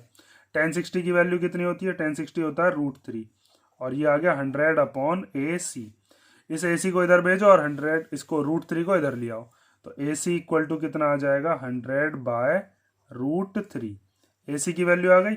अब हम क्या करने वाले हैं, अब हमारे पास AD की वैल्यू और आ जाती है, तो उसमें से हम क्या करेंगे, AD में से AC को कर देंगे माइनस, CD निकालनी है, CD निकालनी है बस किसी भी तरीके से। अब इन ट्राइंगल दूसरा वाले का नाम क्या है, ABD। तो ABD वाले ट्राइंगल के अंदर कितने डिग्री का एंगल है, ये है ABD पूरा बड़ा वाला ट्राइंगल, तो इसमें बन रहा है ये वाला 30 डिग्री का, तो यहाँ पर लगाएंगे tan 30। परपेंडिकुलर इसका भी यही होगा AB, और बेस क्या हो जाएगा इसका, यहाँ से यहाँ तक AD। तो AD को मैं ऐसे लिख दूं AC प्लस CD, भाई AD के अंदर 2 बार नहीं है ना, AC और CD, तो यहाँ पर आप लिख दो AC प्लस CD, यहीं से ही निकल जाएगा, क्योंकि AC की वैल्यू हमें पता है ना, हमें CD तो निकालना है, तो CD हम निकाल लेंगे, AC की वैल्यू पुट कर देंगे। पहले tan 30 की वैल्यू रखते हैं, कितनी है, 1/√3। AB कितना है, AB है 100, AC कितना है, अगली स्टेप में निकालेंगे। AC को इधर भेज दो, √3 को इधर भेज दो, तो ये हो जाएगा AC plus CD equal to 100√3। ठीक है, ये वाली इक्वेशन हमारी बन गई इस वाले ट्राइंगल से। अब इसमें पुट कर लेते हैं हम, पुट AC इक्वल टू 100/√3। तो AC की जगह पर कितना आ जाएगा, 100/√3, और प्लस CD इक्वल टू 100√3। ये 100/√3 प्लस का इधर आकर कैसा हो जाएगा, माइनस का, तो CD इक्वल टू हो जाएगा 100√3 माइनस 100/√3। अब इसको जब आप एलसीएम लोगे तो इस √3 की मल्टीप्लाई 100√3 में करोगे, तो 100√3 के अंदर मल्टीप्लीकेशन हो जाएगी √3 की, और ये वाला 100 एज इट इज आ गया, और अपॉन में क्या है, √3। √3 की √3 में करेंगे तो कितना आता है, 3। तो हम लिख देंगे CD इक्वल टू कितना हो गया, 100 की 3 में करके ये आ गया 300 माइनस 100/√3। तो CD कितना आ गया, ये आ गया 200/√3। अब यहाँ से यहाँ तक का हमें डिस्टेंस भी पता चल गया, टाइम भी हमें पता है। निकालना क्या है, स्पीड, तो स्पीड निकाल देते हैं अब। तो स्पीड का फॉर्मूला क्या होता है, स्पीड इक्वल टू होता है डिस्टेंस अपॉन टाइम। और डिस्टेंस हमें पता है, डिस्टेंस कौन सा है, डिस्टेंस है सी डी। ठीक है, आगे देखो। तो सी डी की वैल्यू कितनी है, 200 अपॉन रूट थ्री, उसको रख देते हैं 200 अपॉन रूट थ्री। इसे चाहो तो रेशनलाइज कर लो यहीं पर, मैं यहाँ पर ही कर दूंगा। और टाइम कितना है, 2 मिनट, तो 2 इसके नीचे आ गया, इसके नीचे कुछ नहीं है तो 1 है। अब ये रेसिप्रोकल हो जाएगा, तो ये हो जाएगा 200 अपॉन रूट थ्री मल्टीप्लाई 1/2। 2/1 का उल्टा 1/2। 2 से इसको कैंसिल कर लेते हैं, तो 2 से एक चला जाएगा कितनी बार, 100 बार। तो ये आ गया 100 अपॉन रूट थ्री। रेशनलाइज कर देंगे तो इस रूट थ्री की ऊपर नीचे मल्टीप्लाई कर देंगे, root three upon root three. तो यहाँ पर जब आप मल्टीप्लाई करोगे तो रूट थ्री की जगह पर क्या रख दोगे, 1.732, और यहाँ पर रूट थ्री में करके कितना आ जाता है, 3। ठीक है, अब 100 की मल्टीप्लाई करने का मतलब ये पॉइंट 2 बार खिसक के इधर आ जाएगा, तो ये हो जाएगा 173.2, और अपॉन में कितना आ गया, 3। अब इससे इसको डिवाइड कर लो, हमारे पास अपनी स्पीड आ जाएगी। डिवाइड करके क्या आता है, ये आया सॉल्व करके 57.73 मीटर पर मिनट। मिनट क्यों आया है, क्योंकि मिनट ही लेकर चले थे, मिनट ही दे रखी थी ना हमें यहाँ पर, ये रही 2 मिनट। और ये क्वेश्चन इंपॉर्टेंट है, 2019 में ये आ भी चुका है। एरोप्लेन वाला और बोट वाला ये क्वेश्चन बिल्कुल एक जैसे ही थे, बस उसमें वो एरोप्लेन था ऊपर की तरफ और यहाँ पर ये बोट है तो नीचे चल रही होगी पानी पर, बस इतना ही फर्क है। अब देखते हैं क्वेश्चन नंबर 12। तो क्वेश्चन नंबर 12 दिया है, the lower window of a house is at a height of 2 metre above the ground. किसी घर के अंदर कोई खिड़की है नीचे वाली, जो कि ग्राउंड से कितनी हाइट पर है, 2 मीटर ऊपर। And its upper window is 4 metre vertically above the lower window. और एक ऊपर वाली जो खिड़की है वो 4 मीटर ऊपर है नीचे वाली खिड़की से। तो देखो इसमें क्या कहा है, मान लीजिए अगर आपके पास ये एक हॉरिजॉन्टल लेवल पर बना दिया गया ग्राउंड, ठीक है, यहाँ पर ग्राउंड मान लिया, इस पॉइंट का नाम क्या दे दिया मैंने, जी दे देते हैं, ग्राउंड से तो जी। उसके बाद यहाँ से यहाँ पर कोई विंडो है, जैसे उस विंडो को मैंने लिख दिया विंडो 1, और वो किस पॉइंट पर है, वो पॉइंट मान लिया ए। यहाँ विंडो 1 जो है यहाँ से यहाँ तक कितनी दूरी पर है, वो है 2 मीटर ऊपर। ठीक है, विंडो 1। अब इस वाले पॉइंट से ऊपर एक अपर विंडो है जो कि कितनी दूरी पर है, वो है 4 मीटर दूरी पर नीचे वाली खिड़की से ही। एक खिड़की यहाँ पर है, वो तो ग्राउंड से 2 मीटर ऊपर है, और दूसरी वाली जो खिड़की है यहाँ पर है विंडो 2। विंडो 2 जो है वो विंडो 1 से 4 मीटर ऊपर है, यही चीज इसने यहाँ पर बताई है, 4 metre vertically above the lower window. उसके बाद एट सर्टेन इंस्टेंट, मतलब किसी क्षण पे, the angle of elevation of a balloon from these windows, इन दोनों विंडोज से एंगल बन रहे हैं, वो भी कैसे, एलिवेशन के, 60 डिग्री का और 30 डिग्री का रेस्पेक्टिवली। मीन्स पहले ए वाले से बताया 60 डिग्री का, और बी वाले पॉइंट से, यहाँ पर बी मान लेते हैं, इस वाले पॉइंट से बताया है कितने डिग्री का, 30 डिग्री का। आप वैसे भी देख सकते हो, अगर मान लीजिए यहाँ से आप किसी बैलून को देख रहे हो, जैसे अगर कोई बैलून है आपके पास, यहाँ पर है वो बैलून, ठीक है, यहाँ पर वो बैलून बना दिया गया, तो उस बैलून को जब आप देख रहे होगे तो यहाँ से देखने के लिए आपको ज़्यादा गर्दन उठानी पड़ेगी, यहाँ से देखने के लिए आपको कम गर्दन उठानी पड़ेगी। ठीक है, तो यहाँ से इसका हॉरिजॉन्टल लेवल हमने बनाया, और यहाँ से एक हॉरिजॉन्टल लेवल बनाया। तो यहाँ से देखने पर ये कितने डिग्री का एंगल बन रहा था, ये था 60 डिग्री का, और यहाँ से देखने पर कितने डिग्री का एंगल है, ये है 30 डिग्री का। हमें बताना है कि बैलून ग्राउंड से कितना ऊपर है, ये हाइट बताइए। नेम दे देते हैं, यहाँ पर जी दे दिया, ये ए हो गया, ये बी हो गया, यहाँ पर देता हूँ मैं सी, यहाँ पर डी, यहाँ पर ई, और यहाँ पर जहाँ पर बैलून है वहाँ पर एफ। ठीक है, यहाँ पर ये कितना हो गया, ये 90 डिग्री होगा, यहाँ 90 डिग्री, यहाँ 90 डिग्री। जैसा ये हॉरिजॉन्टल लेवल है, इसी के पैरेलल ये बनाई गई है, इसी के पैरेलल ये। जैसे अगर मैं इसको x मान लूंगा तो ये भी x हो जाएगी, ये भी x हो जाएगी, और ये भी x हो जाएगी। सी डी किसके इक्वल होगी, जी ए के इक्वल। ये 2 है तो ये भी 2 ही हो जाएगी। ठीक है, यहाँ से यहाँ तक की कितनी हो जाएगी, 2 मीटर। ई डी किसके इक्वल हो जाएगी, बी ए के इक्वल, मीन्स ये भी कितनी हो जाएगी, 4 मीटर। और ये बची ई एफ, इसको मैं मान लेता हूँ y, तो यहाँ से यहाँ तक ई एफ कितनी हो गई, y। उसके बाद मुझे बताना है यहाँ से यहाँ तक सी एफ कितना होगा, तो सी एफ निकालने के लिए आप क्या काम करोगे, C D plus E D plus E F, C D plus E D plus E F. तो सी डी कितनी है, सी डी जी ए के इक्वल है, जी ए और सी डी दोनों की दोनों 2-2 मीटर की है, ठीक है। और ये ई डी जो है ये किसके इक्वल है, ये बी ए के इक्वल है। तो यहाँ पर लिख दोगे ई डी बी ए के इक्वल है 4 मीटर। तो यहाँ पर वैल्यू पुट कर लो, सी डी की जगह पर 2, ई डी की जगह पर कितना 4, और ई जी जो है वो सॉरी ई एफ जो है वो हमने कितनी मानी है यहाँ से यहाँ तक वाई। तो ये कितना हो जाएगा टोटल 2 और 4 6 प्लस वाई। तो हमें सी एफ निकालना है, जिसकी वैल्यू हम कैसे निकाल पाएंगे, 6 और वाई को प्लस करके। वाई निकालना मीन्स यहाँ से यहाँ तक की दूरी, यहाँ से यहाँ तक तो पता है हमें 6 ही बैठेगी। अब बात आती है कि हम निकालें कैसे।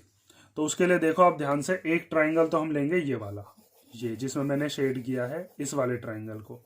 इस वाले ट्राइंगल का नाम क्या है, बी ई एफ।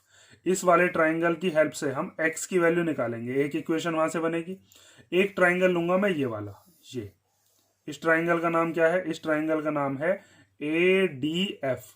वहां से भी हमारे पास x आ रहा होगा, उसमें y भी आ जाएगा, तो वहां से हम y की वैल्यू को फाइंड आउट कर सकते हैं। फिर y की वैल्यू यहाँ पर रख देंगे तो हमारे पास सी एफ आ जाएगी। यहाँ से यहाँ तक टोटल कितनी है, ये है 6 और ये है y, तो टोटल कितनी हो जाएगी 6 प्लस वाई। समझ गए हो गए। अब आगे देखो, in triangle B E F. तो बी ई एफ वाले ट्राइंगल के अंदर यहाँ पर एंगल दे रखा है कितने का, 30 डिग्री का। तो इसके सामने वाला ये परपेंडिकुलर हो जाएगा, tan 30 लगाएंगे परपेंडिकुलर और बेस में। तो परपेंडिकुलर कितना है हमारा ई एफ, और बेस कितना है, बेस है यहाँ से यहाँ तक बी ई, ठीक है। और यहाँ पर आप चाहो तो ये भी लिख सकते हो कि जी सी ए डी और बी ई, ये तीनों की तीनों कितनी मान लिया हमने, x मान लिया। अब tan 30 की वैल्यू कितनी होती है, 1/√3, ठीक। उसके बाद ई एफ जो है वो कितना है, ई एफ हमने कितना माना था, वो तो माना था y। और बी ई कितना है, बी है हमारे पास x। तो x की वैल्यू यहाँ से निकालते हैं, x को इधर भेज दो, √3 को इधर भेज दो, तो x की वैल्यू आ जाएगी y√3, ठीक है। एक तो इक्वेशन हमारी यहाँ से बन गई।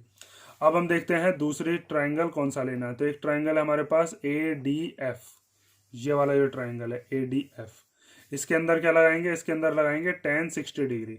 ये समझ गए ना यहाँ पर 60 डिग्री क्यों लिया है। जब यहाँ से आप खिड़की से इस बैलून को देख रहे होगे तो आपको ज्यादा गर्दन उठानी पड़ेगी ऊपर को, इसलिए यहाँ पर ज्यादा डिग्री का एंगल है। और यहाँ पर जब आप देखोगे इस वाली खिड़की से तो आपको इतनी गर्दन नहीं उठानी पड़ेगी इस बैलून को देखने के लिए। तो एंगल ऑफ एलिवेशन इसीलिए यहाँ पर बड़ा और यहाँ पर छोटा। वैसे भी इसने बताया भी था कि जो 2 मीटर वाली है उस पर 60 डिग्री का, जो 4 मीटर वाली है उस पर 30 डिग्री रेस्पेक्टिवली दिया है ना।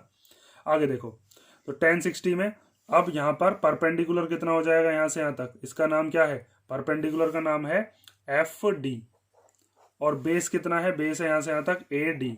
और एफ डी के अंदर देखो 2 लाइन बन रही हैं, एफ से लेके डी तक। एक तो ये है, इसका नाम क्या है ई एफ, और एक ये है, इसका नाम क्या है डी ई या ई डी। तो हम इसको क्या लिख लेते हैं, एफ ई और प्लस ई डी, और अपॉन में क्या है ए डी। tan 60 की जगह पर tan 60 की वैल्यू रख दो, वो होती है √3। ई एफ या एफ ई कितना है, यहाँ से यहाँ तक वो हमारे पास है y। ई डी कितना है, यहाँ से यहाँ तक वो है हमारे पास 4। और ए डी जो है वो हमें कितना दे रखा है, ए से लेकर डी तक वो है हमारे पास x, ठीक है। अब इसके अंदर आप क्या काम करो, x की जगह x की वैल्यू पुट कर दो। x की वैल्यू कितनी है, y√3, तो वो पुट कर लो, put x equal to y√3। तो ये हो जाएगा √3 equal to y plus 4 upon में x की जगह पर आ गया y√3। अब y√3 की √3 मल्टीप्लाई हो जाएगी, तो √3 multiply y√3 equal to y plus 4। √3 की √3 में करेंगे तो 3y equal to y plus 4। √3 की √3 में करके 3 आता है, ये जो प्लस का y है ये इधर आ जाएगा, तो कैसा हो जाएगा माइनस का y इक्वल टू 4। 3y में से जब एक y चले गए तो कितने बचे, ये बचा 2y इक्वल टू 4।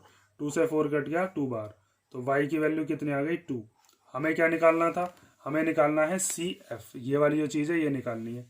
तो सी एफ जो है वही हमारी हाइट ऑफ बैलून है, देखो यहाँ से लेकर और यहाँ तक ग्राउंड से बैलून की हाइट। तो सी एफ कितना था, वो था 6 प्लस वाई। तो 6 प्लस वाई की वैल्यू कितनी है 2। तो 6 और 8 कितना हो गया 8 मीटर, 6 और 2 हो गया 8 मीटर। तो इसका मतलब ग्राउंड से बैलून कितना ऊपर है, 8 मीटर ऊपर हमें बताया है, ठीक है। ये हो गया आपका क्वेश्चन नंबर 12। तो क्वेश्चन नंबर 13 दिया है, a round balloon of radius R subtends an angle alpha at the eye of the observer while the angle of elevation of its center is beta. Prove that the height of the center of the balloon is r sin beta cos alpha upon 2. तो इसकी पहले मैं figure बना देता हूँ, फिर आपको समझाता हूँ। तो इस क्वेश्चन में हमें दिया था कि यहाँ पर एक पॉइंट है और उस पॉइंट से हम क्या देख रहे हैं, एक राउंड बैलून को देख रहे हैं। मान लीजिए जैसे इस पॉइंट का नाम क्या दे दिया, P। तो यहाँ पर ये जो एंगल बन रहा है, ये एंगल कितना बन रहा है, ये एंगल हमें बताया है अल्फा। तो ये वाला जो एंगल है इसको हमने बना दिया, ये कैसा है, ये बन गया अल्फा। ठीक है। उसके बाद इसने बताया angle of elevation of it centre, इसका जो सेंटर है, जैसे इस सेंटर का नाम दे दिया O। तो यहाँ से जो एंगल ऑफ एलिवेशन बन रहा है इसको ज्वाइन कर देते हैं। ये एंगल ऑफ एलिवेशन कितना है, ये बताया इसने बीटा। तो ये यहाँ से लेकर यहाँ तक का, ये जो मैं आपको बता रहा हूँ, ये कितने का है, ये हो गया बीटा। उसके बाद हमसे कहा है the height of the centre of this balloon is R sine beta cos alpha by 2।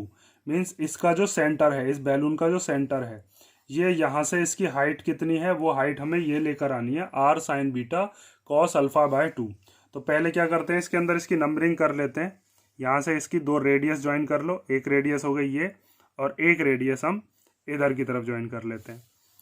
तो इस वाले पॉइंट का और इस वाले पॉइंट का नाम दे दो, जैसे ये वाला पॉइंट हो गया A और इस वाले पॉइंट का नाम क्या दे दिया, B। और ये एक सर्कुलर बैलून है, तो इसका मतलब सेंटर से यहाँ से यहाँ तक जाने वाली जो साइड है इसको क्या कहेंगे, R, मतलब रेडियस। ये भी क्या हो जाएगी, R।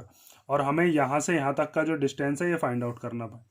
जैसे यहाँ से यहाँ तक की लेंथ फाइंड आउट करनी है, इसको नाम की दे दिया L। अब देखो हमें जो लेकर आना है ना, उसमें क्या क्या चाहिए मुझे, अल्फा अपॉन 2। तो अल्फा अपॉन 2 का मतलब क्या है, ये पूरा का पूरा यहाँ से यहाँ तक का जो एंगल है, ये पूरा एंगल है मेरे पास अल्फा, मुझे अल्फा अपॉन 2 करना है। तो अल्फा अपॉन 2 करने का मतलब ये है कि मुझे ये दोनों के दोनों एंगल्स कैसे करने पड़ेंगे, आधे। मतलब ये वाला एंगल और ये वाला एंगल मुझे हाफ लेकर आना पड़ेगा। हाफ लाने के लिए हम क्या करेंगे, इन दोनों ट्राइंगल्स को हम करेंगे सिमिलर।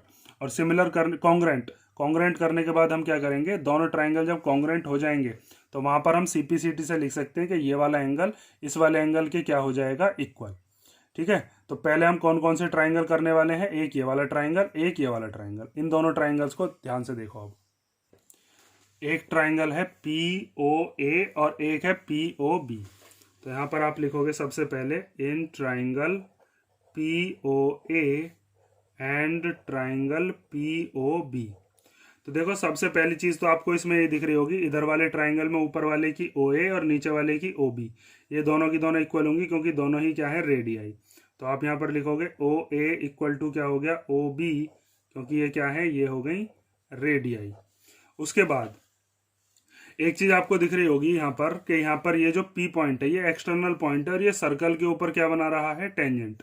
ये जो PA है ये PB के इक्वल होगी, क्योंकि एक्सटर्नल पॉइंट से जो सर्कल के ऊपर टेंजेंट जाती हैं तो वो दोनों की दोनों आपस में कैसी होती हैं, इक्वल। तो PA किसके इक्वल हो जाएगी, PB के। तो यहाँ पर आप लिखोगे PA इक्वल टू PB और इसका रीजन क्या लिखेंगे, टेंजेंट्स फ्रॉम एक्सटर्नल पॉइंट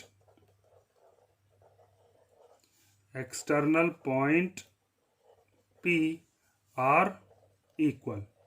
ठीक है, इतनी चीज समझ गए। उसके बाद PO जो है दोनों में क्या आ रही है, PO है दोनों के अंदर कॉमन। तो यहां पर हम लिख देंगे PO इक्वल टू PO, ये क्या हो गई, कॉमन साइड। ठीक। अब हम ट्राइंगल POA को कह सकते हैं ये कॉन्ग्रेंट हो गया ट्राइंगल POB के, कौन सी प्रॉपर्टी से, बाय साइड। तो इसका मतलब जब दोनों ट्राइंगल आपस में कॉन्ग्रेंट हैं तो इसका मतलब इसका ये वाला एंगल और ये वाला एंगल भी हम इक्वल लिख सकते हैं। एंगल कौन कौन से, एक है OPA और एक है OPB। तो यहाँ पर आप लिख दोगे एंगल OPA इक्वल टू हो गया एंगल OPB। और ये दोनों ही इस पूरे के पूरे एंगल के, मतलब एंगल P के क्या होंगे, आधे होंगे। और एंगल P कितना है, यहाँ से यहाँ तक ये है अल्फा, तो ये अल्फा के आधे हैं। समझ में आई बात। ये यहाँ से यहाँ तक ये वाला जो एंगल है ये कितना हो जाएगा, ये हो जाएगा अल्फा अपॉन 2। और ये वाला भी कितना हो जाएगा, ये भी हो जाएगा अल्फा अपॉन 2। इतनी चीज समझ गए आप, क्योंकि मुझे अल्फा अपॉन 2 लाना था। ठीक है, इसलिए मैंने यहाँ पर अल्फा अपॉन 2 किया है। अब नेक्स्ट हमें क्या करना है, यहाँ पर ये वाला जो ट्राइंगल है ना जिसका नाम है POB, इसमें यहाँ पर कितने डिग्री का एंगल होगा, 90 डिग्री का, क्योंकि टेंजेंट जो होती है वो रेडियस के साथ कितने डिग्री का एंगल बनाती है, 90 डिग्री का। तो वहां से हम क्या काम करेंगे, इसके अंदर ट्रिग्नोमेट्री लगाएंगे पी ओ बी के अंदर, वहां से पी ओ की वैल्यू निकालेंगे।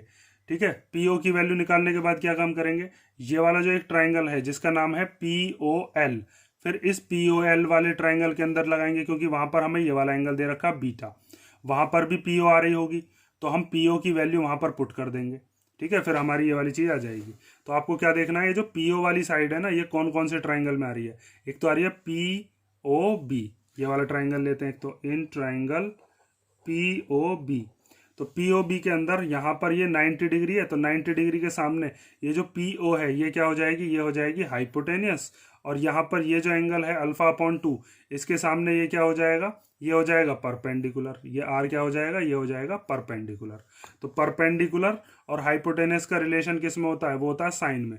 आपने पढ़ा है ना ये चीज, P B P upon H H B. अब तक तो ये आप चीज रट गए होगे।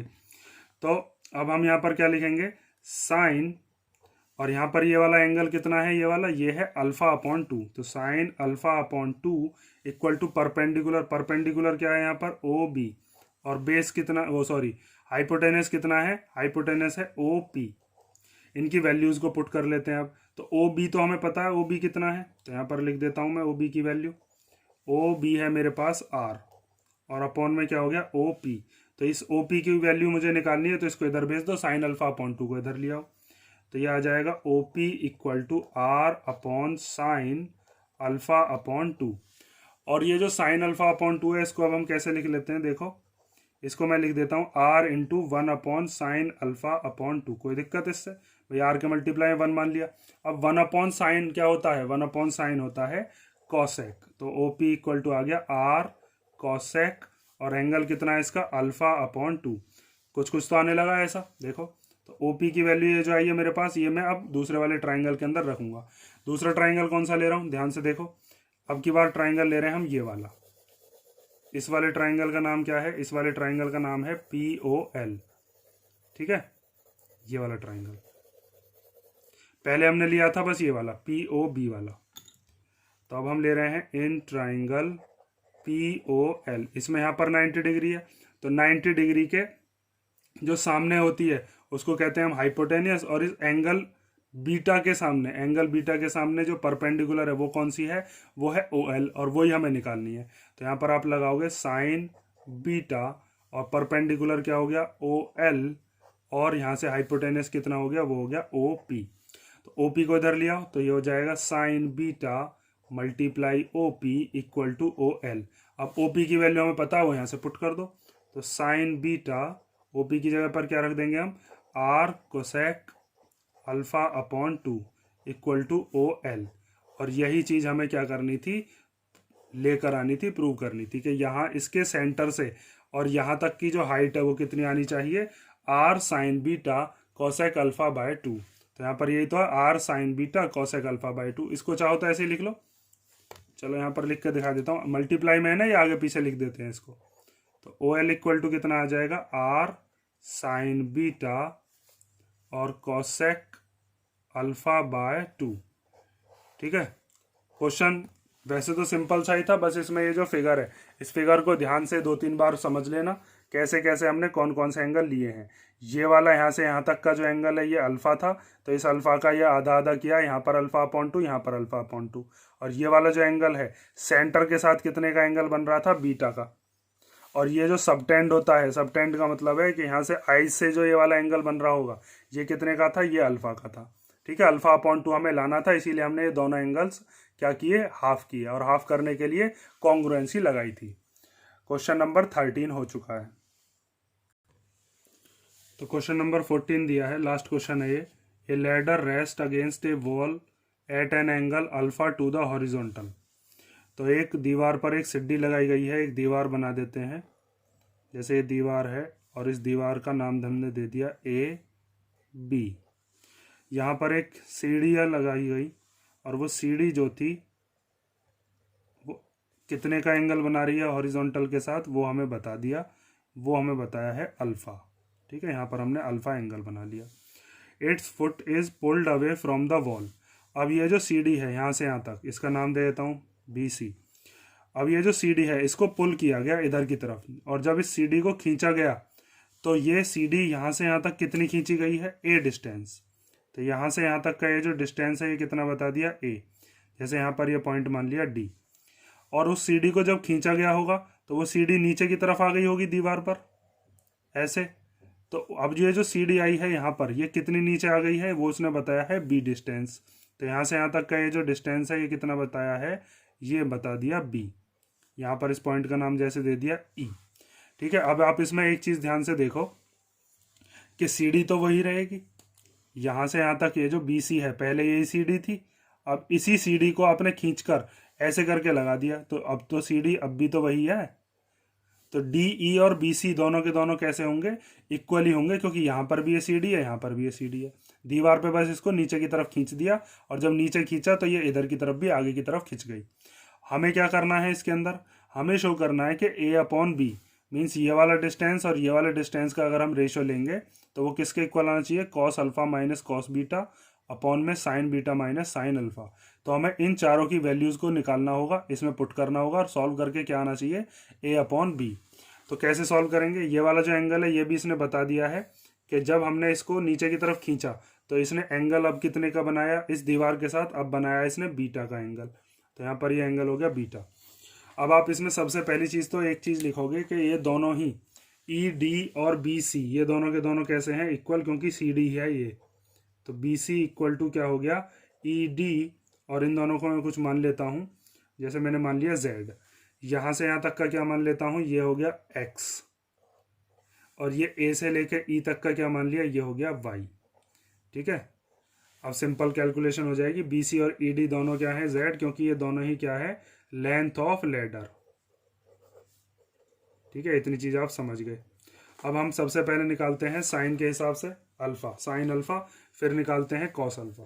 तो साइन अल्फा इक्वल टू क्या होता है, साइन होता है परपेंडिकुलर अपॉन हाइपोटेनस। तो इस वाले ट्राइंगल के अंदर ए बी सी के अंदर, ये कौन से वाले ट्राइंगल के अंदर बात चल रही है, इन ट्राइंगल ए बी सी। तो साइन अल्फा होता है परपेंडिकुलर अपॉन हाइपोटेनस, तो परपेंडिकुलर हो जाएगा यहाँ से यहाँ तक कितना, ए बी, और हाइपोटेनस हो जाएगी ये वाली 90 डिग्री के सामने, जिसका नाम क्या है, बी सी। तो अपॉन में लिख दिया बी सी। अब ए बी यहाँ से यहाँ तक किस किस को मिलाकर बनी है, बी को और वाई को। तो हम यहाँ पर लिख सकते हैं वाई प्लस बी या फिर बी प्लस वाई। और बी सी कितनी है, बी सी अभी हमने यहाँ पर निकली थी, कितनी थी, जेड। ठीक है, तो साइन अल्फा की वैल्यू हमारे पास आ गई। ऐसे ही हम निकालते हैं कॉस अल्फा की वैल्यू। तो कॉस अल्फा क्या होगा, कॉस होता है बेस अपॉन हाइपोटेनस, पता है ना ये चीज़। देखो P B P upon H H B जब आप करते हो, प्यारे बेटा पप्पू होले होले बोल, या फिर पंडित बद्री प्रसाद हर हर बोले, इसमें यहाँ पर होता है साइन, यहाँ पर होता है कॉस। तो कॉस के लिए बेस अपॉन हाइपोटेनस, तो अल्फा से बेस कौन सा बैठेगा, ये वाला ए सी, और हाइपोटेनस वही बैठती है बी सी। तो ए सी कितना माना है यहाँ से यहाँ तक, उसको लिख दो, वो माना हमने एक्स, और बी सी कितना, बी सी जेड ही है। उसके बाद आते हैं इस वाले ट्राइंगल के अंदर। ठीक है, दूसरा ट्राइंगल कौन सा लिया है, इन ट्राइंगल ए ई डी। तो in triangle A E D, इसके अंदर पहले निकालते हैं साइन बीटा। तो साइन बीटा के लिए वही चीज लगाएंगे, परपेंडिकुलर अपॉन हाइपोटेनस। तो बीटा के सामने परपेंडिकुलर क्या हो जाएगा, ए ई, और इसकी हाइपोटेनस कौन सी बैठेगी, 90 डिग्री के सामने ये वाली, जिसका नाम क्या है, डी ई। ठीक है, तो ए ई कितनी है, यहाँ से यहाँ तक ए ई है वाई, और डी ई कितनी है, डी ई है हमारे पास जेड। हमने पहले ये चीज़ मान ली है, क्योंकि ये भी सी डी है और ये भी सी डी है, तो ये आ गया अपॉन में जेड। उसके बाद हम निकालते हैं कॉस बीटा। तो कॉस बीटा निकालने के लिए क्या करेंगे, बेस अपॉन हाइपोटेनस। तो बेस क्या है इसका, यहाँ से यहाँ तक ए डी, तो यहाँ पर लिख दो ए डी, और हाइपोटेनस वही रहेगी कौन सी, डी ई। तो ए डी की वैल्यू कितनी है, ए डी है यहाँ से यहाँ तक कितना, ए प्लस एक्स, और डी ई कितना है, डी ई है जेड। अब हमारे पास सब की वैल्यूज आ गई, ये मान लेते हैं फर्स्ट, ये मान लेते हैं सेकंड, ये हो गई थर्ड, इधर हो गई ये फोर्थ। अब इसको इसमें रख दो आर एच एस में। तो हमारे पास आर एच एस क्या है, आर एच एस हमें दे रखा है cos alpha minus cos beta upon में sine beta minus sine alpha, value रख दो इसके अंदर, a अपॉन बी आना चाहिए। तो कॉस अल्फा की वैल्यू कितनी है, x अपॉन जेड, तो वो रख दिया हमने x upon Z, minus cos beta की वैल्यू कितनी है, a plus x upon Z, तो यहाँ पर आप रख दो a plus x upon Z, और इसके अपॉन में क्या है, साइन बीटा, तो साइन बीटा कितना है, y अपॉन जेड, तो यहाँ पर हम रख देते हैं y अपॉन जेड, माइनस उसके बाद साइन अल्फा की वैल्यू कितनी है, b plus Y upon Z, तो ये आ गया b plus Y upon Z. अब माइनस को अंदर ले जाओ, इनका एलसीएम लेंगे तो एलसीएम तो यही आ जाएगा जेड ही, तो ऊपर क्या हो जाएगा, x minus A minus X और अपॉन में जेड, इधर y minus B minus Y, y minus B minus Y, और एलसीएम में z ही आ जाएगा, z से z कैंसिल हो जाएगा क्योंकि नीचे सेम है ना, तो इसीलिए z ही आ जाएगा। ऊपर यहाँ पर ये प्लस का x ये माइनस का x दोनों के दोनों कैंसिल हो गए, ये प्लस का y ये माइनस का y दोनों कैंसिल हो गए, ऊपर से बचा माइनस का a, नीचे से क्या बचा, माइनस का b, तो माइनस से माइनस कैंसिल हो गया, क्या बचा, a अपॉन बी, और यही अपना क्या था, LHS। देखो RHS को सॉल्व करके चले थे और क्या आ गया, LHS आ गया, यही चीज़ हमें क्या करनी थी, प्रूव करनी थी। ठीक है, ये मैंने आपके क्वेश्चंस करा दिए हाइट एंड डिस्टेंस के, आपको ये क्वेश्चंस पक्के कर लेने हैं, और साथ में जो NCERT के क्वेश्चंस हैं और एग्जाम्पल हैं वो बिल्कुल पक्के कर लेने हैं। अब हम नेक्स्ट वीडियो के अंदर देखेंगे सर्कल चैप्टर, और अगर किसी क्वेश्चन में आपको कोई डाउट हो तो कमेंट करके पूछ लिया करो।